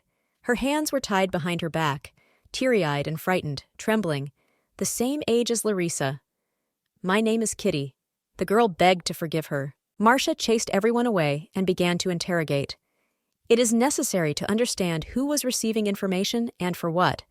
Does Kitty even understand what she has done? Mala replied that she had received the letter and handed it to the hostess.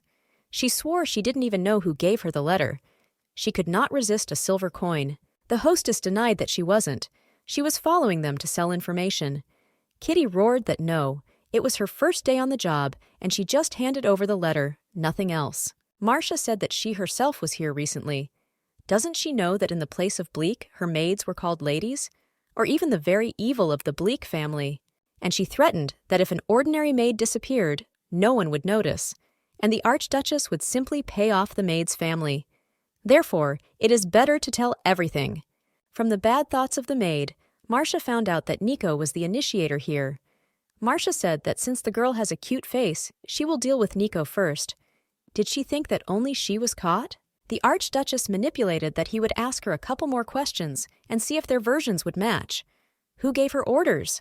Lady Eloise. Since it only works for a few weeks, Nico from the factory informed the Archduchess about all the activities. Marcia called Sophia and asked to bring Nico.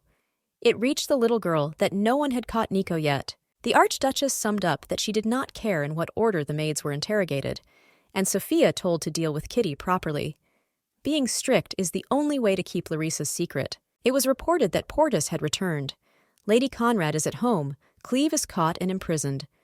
Most likely he will be held for a week and will not be released early, regardless of the proposed sums. 2 hours later, when Nico was brought in, Marcia was standing over her with a red-hot poker. The servant swore that she knew nothing but the information that had been passed on to Eloise about the Bleak family.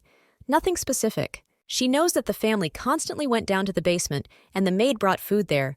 Marcia never went down, so she is beyond suspicion.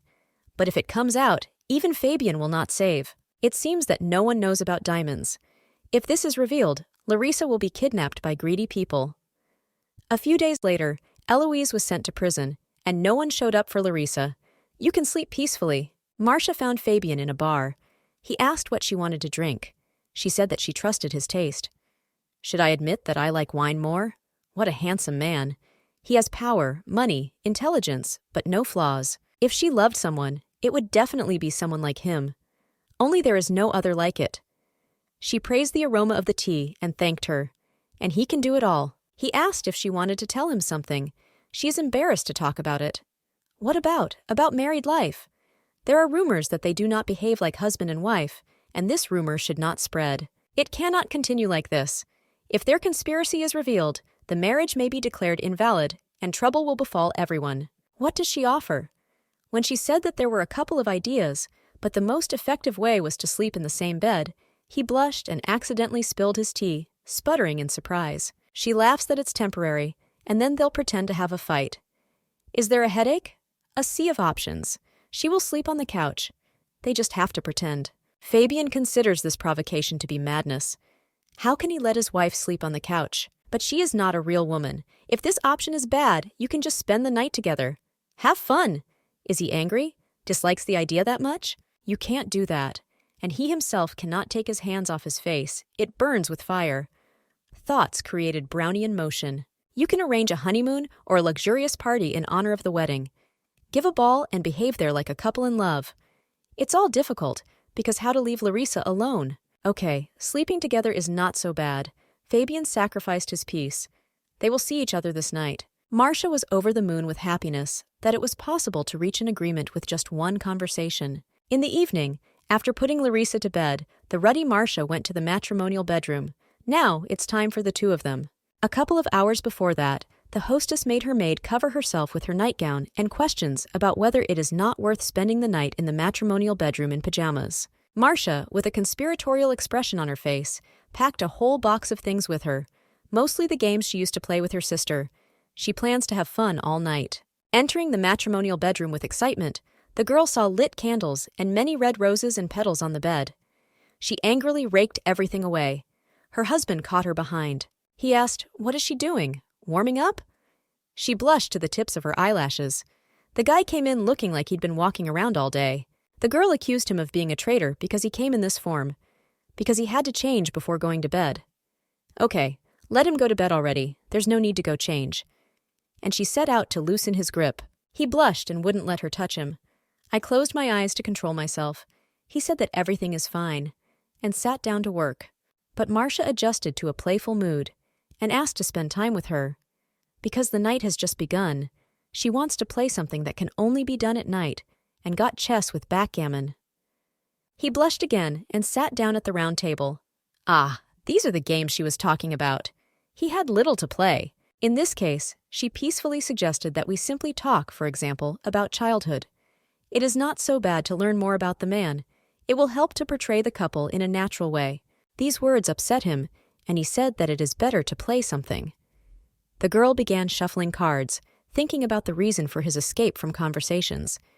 Maybe through the mother? The young Archduchess said it was boring to play just like that.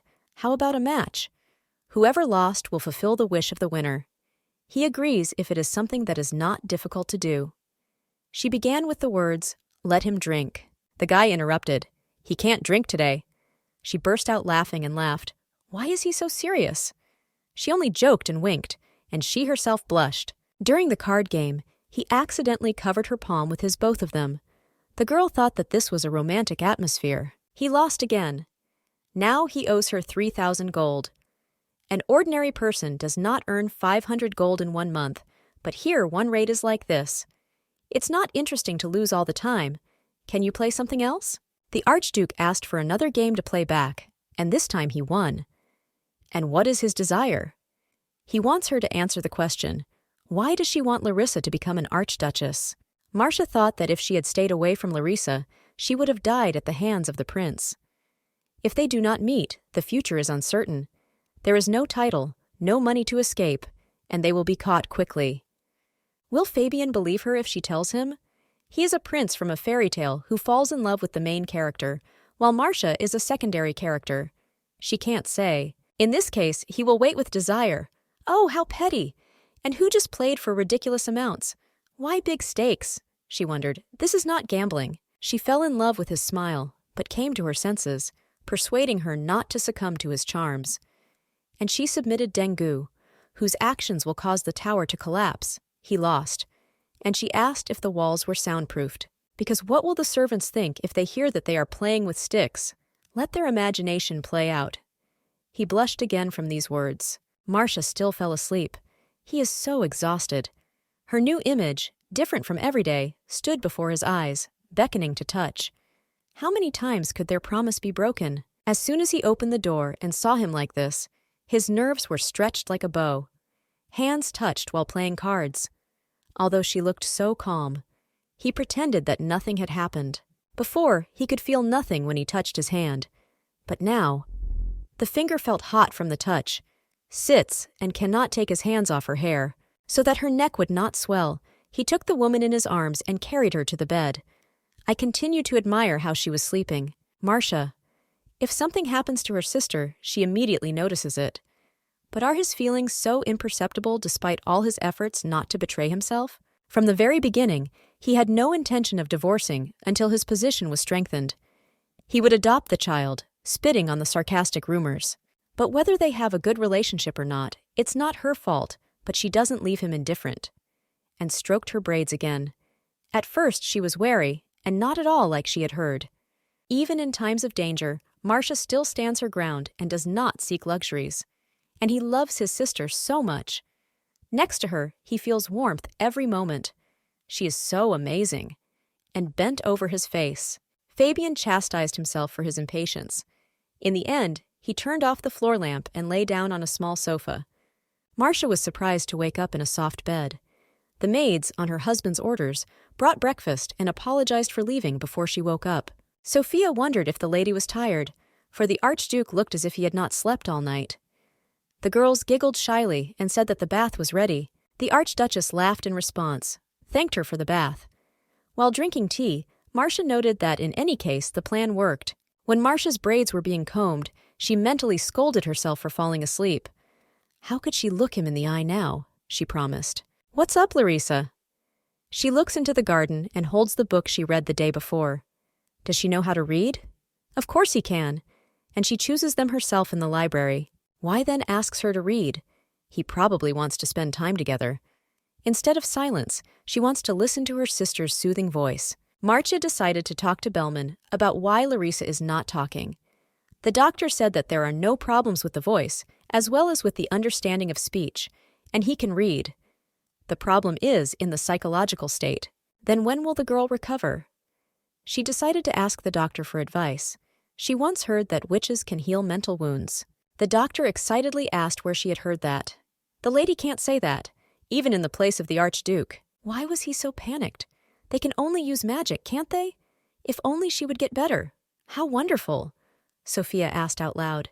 Had she ever seen witches? Seeing the girl's excitement, Marcia explained her ignorance by the fact that she was from the countryside and had always considered them characters in fairy tales. Are they really capable of something? Sophia doesn't know much about them, but sorcerers can do that too. Marcia remembered the conversation with the man. He said that some red-eyed men could use magic, but not him. Why are men called magicians? And women, witches? And does it have anything to do with their ability to heal hearts? Not finding an answer, I asked Sophia. She didn't know either. The girls went for a walk in the garden. The spring flowers have already bloomed. The sisters were dressed in black and white dresses. You have to swing on the swing. Larissa still doesn't know what it is? Sophia also offered to swing. The girl looked as if accepting a challenge. Meanwhile, another maid prepared magnolia petals to make tea. Remembering how Fabian talked about this tea, Marcia became confused and surprised. Why does his voice seem so real to her? She tried to stay up last night to invite him to tea. Would invite him again. And Larissa liked the swing.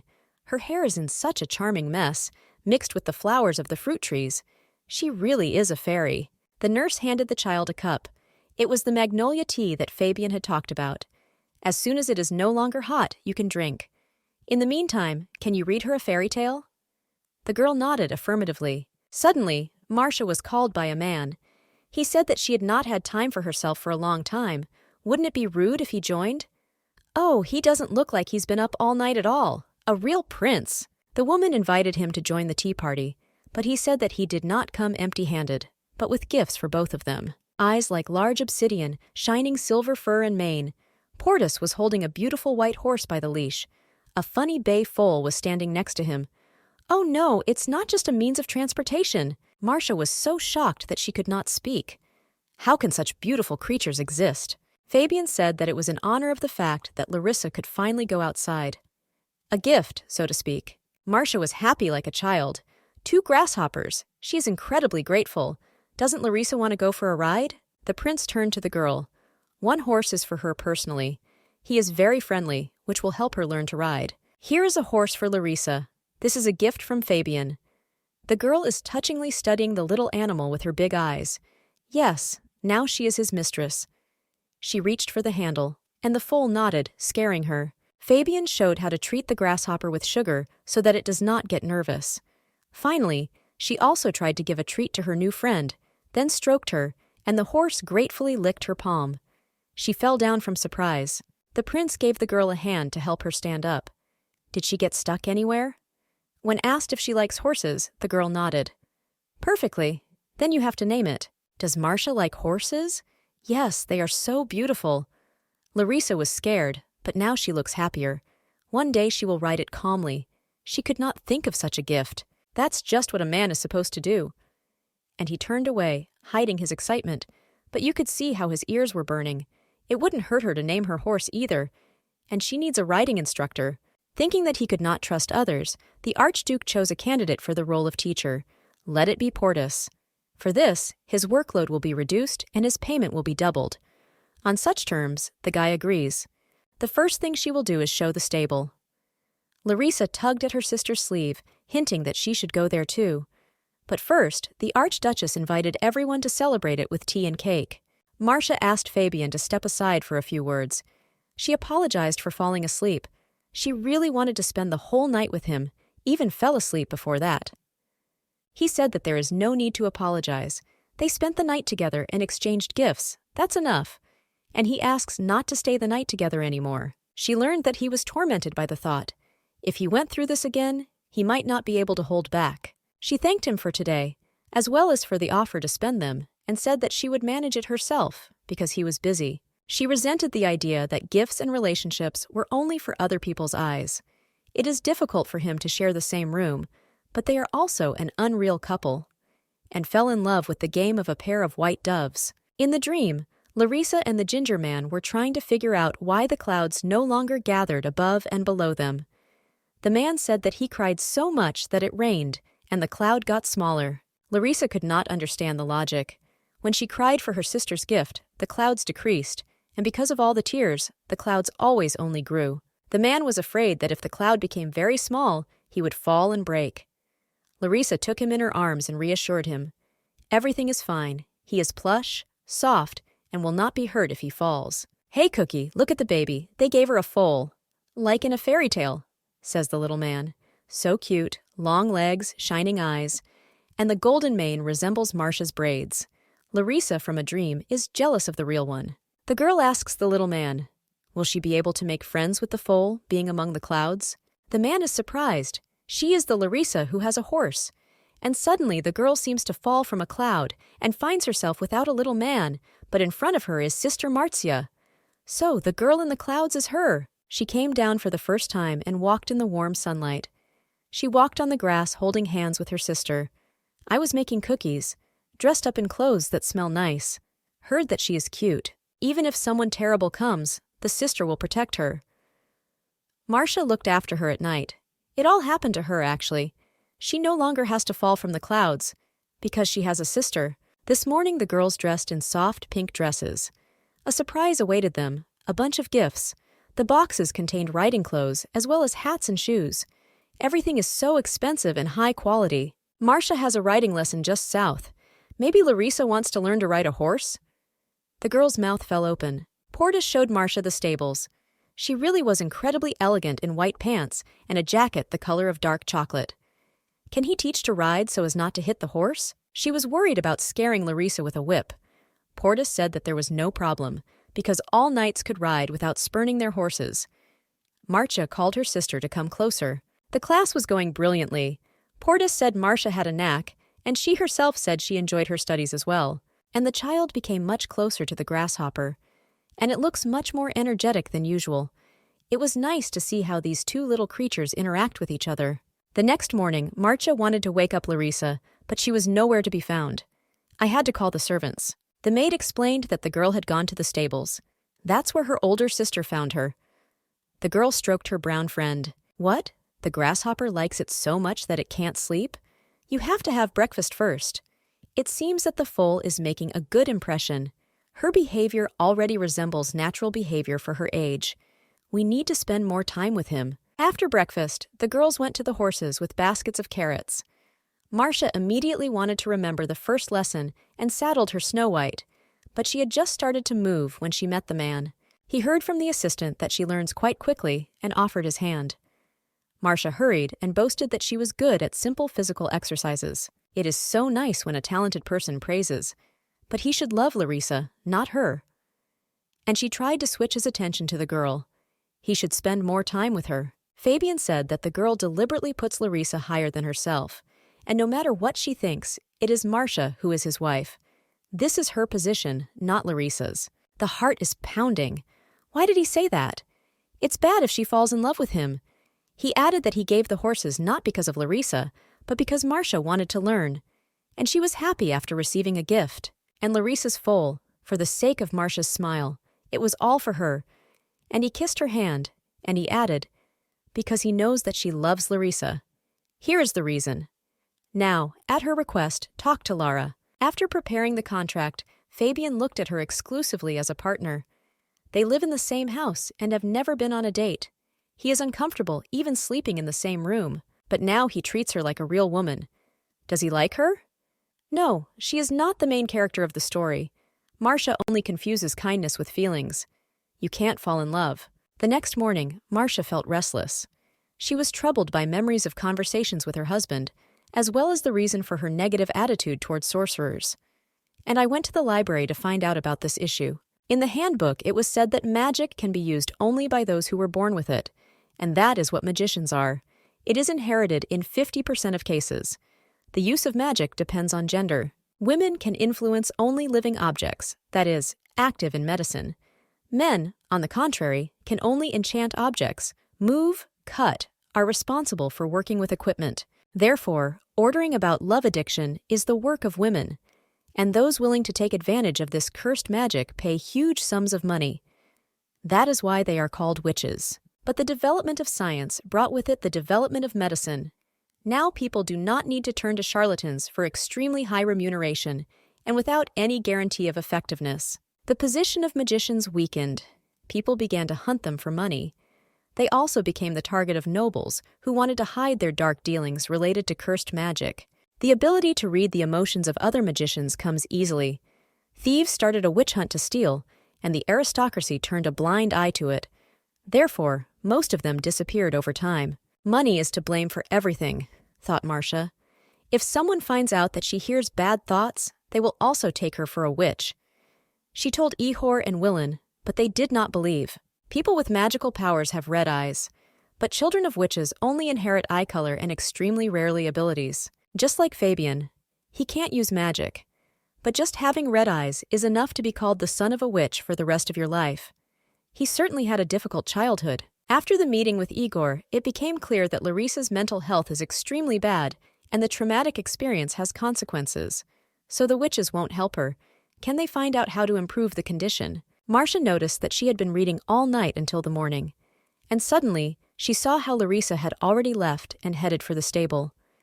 When the sister came to the stall, she saw that the little one was lying next to the horse. How lonely was she from constantly spending time only with Marcia all these 2 months? It seems that she can do everything herself. Fabian's gift became very important for Larissa. How can you not fall in love with such a charming child like Larissa? The child woke up from the hug, and Marcia asked why she was not sleeping in bed. The girl answered that it was Kuki, and she smiled. Tears flowed from the girl, and she asked to say it again. Larissa said the entire phrase with a smile. "Sister, this foal's name is Cookie." Marcia's tears flowed uncontrollably. It seemed to her that it was a dream, and in front of her was a girl, 1,000 times more beautiful than the tears of a magical fairy. Her voice is warm and emotional. The sisters hugged. Sophia couldn't find either sister that morning until they both came alone. The girl was worried and asked to let her know if she was going somewhere. "We must give them warm water." Larissa loudly apologized to Sophia for the worry. From now on, she will do so. Sophia dropped the tray with the cup, fell to her knees in front of the girl, grabbed her hands, and joyfully said that the lady had finally spoken. Marcia was beaming. A couple more maids ran in at the sound of broken dishes and asked if something had happened to Lady Larissa, and the girl said that she was also grateful to them. The news quickly spread around the country. All the maids wanted to bring a cart with lunch to the girls' room or carry sweets to hear this long-lasting miracle. And no witches were needed. At the next knock on the door, Sophia cursed, but it turned out that it was the Archduke himself who came in his own person. Of course, he was missed. He wanted to run as soon as he found out. Fabian found the sisters doing their hair. He noted that Marcia's behavior, facial expression, and polite way of speaking were different from the usual ones. She is as proud as if her own child spoke. The Archduke waited until the hair was ready, and then he leaned over to the girl and said that he had received news that she had already given the name to the horse. Larissa politely stood up and, nodding slightly, as if nothing special had ever happened to her, said, "Yes, Kuki." The prince sat down in a fatherly manner and praised him for his sweet name, well done. Without conspiring, all three dressed in dark green clothes. He stroked her head and said that he would give her something. Does she want something? The girl said no. Just being with her sister is enough for her. She's very happy now. The elder sister thought that her plan to live her private life after giving Larissa for Fabian had completely failed, but she does not regret it at all. And again tears flowed. Larissa, with a smile, wipes the tears from her sister's face with her fingers. She understands that these are tears of comfort. The Archduke watches this sweet scene with pleasure. Having put the little one to bed in the evening, Marzia shoved the book about magicians into a drawer. Now that Larissa has become much better, should she look for some other outside help? Although there is still work to be done. The girl thought about how hard it was for Fabian because of his origin. It left an imprint on his heart.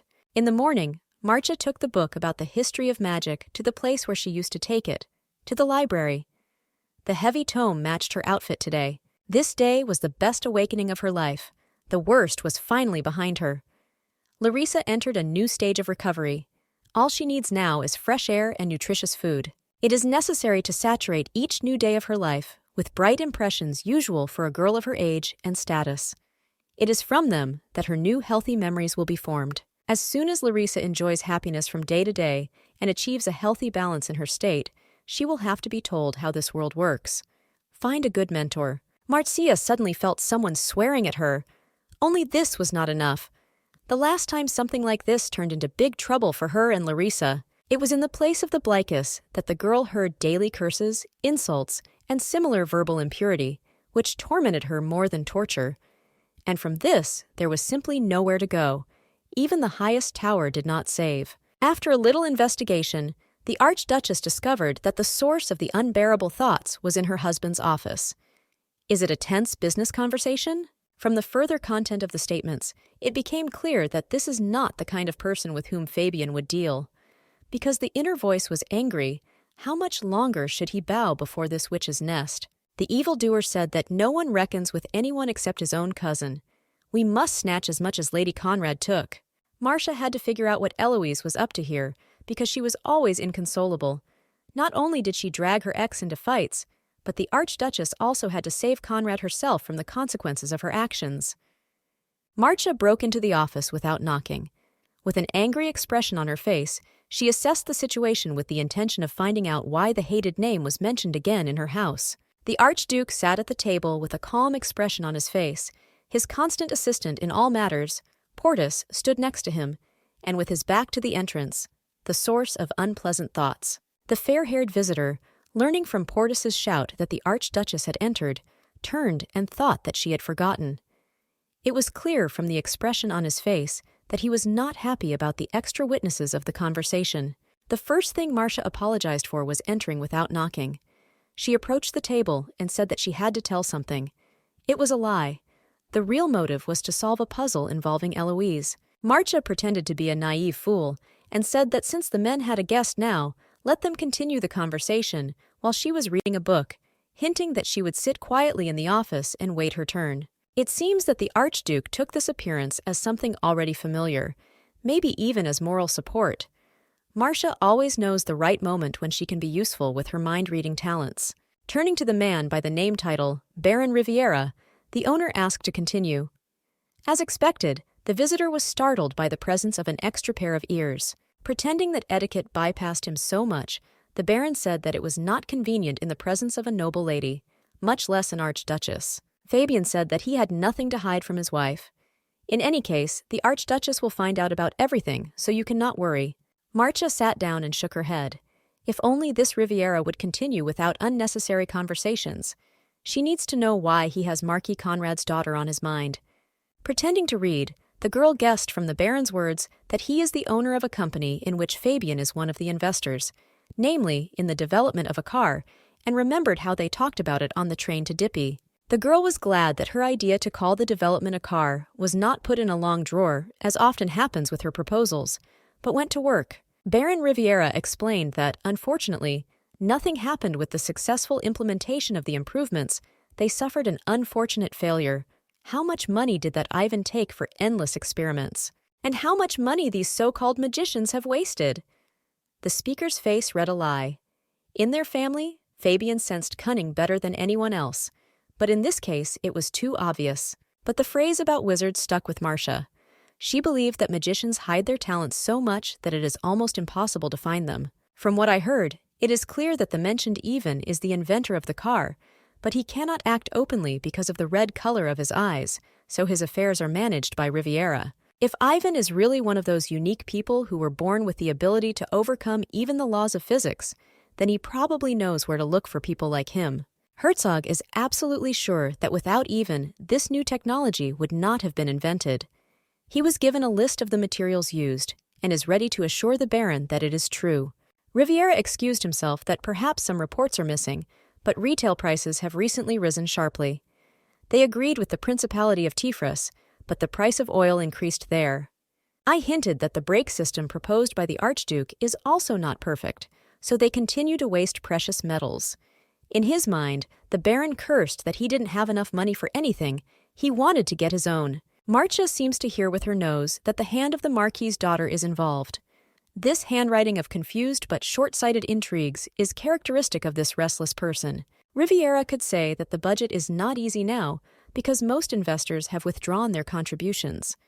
There must be a reason why he lies, and she must be related to Eloise Conrad. If you think about it that way, on the day when the incident happened, Fabian didn't say a word about her, about Conrad's presence in the room. She learned from his thoughts that he would need Eloise more than once. Why, then, did Fabian not tell her anything about the content of that secret conversation with Eloise Conrad? It is obvious that it was something fundamentally important. And why did he come here again and try so hard to get additional funding for the project? Is his purpose unrelated to the car? What does he really need? What is the reason for his lies? Suddenly, when the Baron thought that it was not enough for him and he will see which of them will be the winner in this game, Marcia recognized the villain suit on this Baron and also the manner of communication and understood everything. Ah, so he is a gambler with them as she sees. She still has goosebumps from the fact that Willin caused so much pain to Larissa for years just because of his gambling and drunkenness. This unpleasant guy is no better than the soulless criminal Willin. She slammed the book shut and stood up. Spends the Grand Duke's money without excess on instant pleasures. Archduchess Marcia Lauren sharply turned to Baron Riviera with the words that she will not tolerate this anymore. She sees right through him.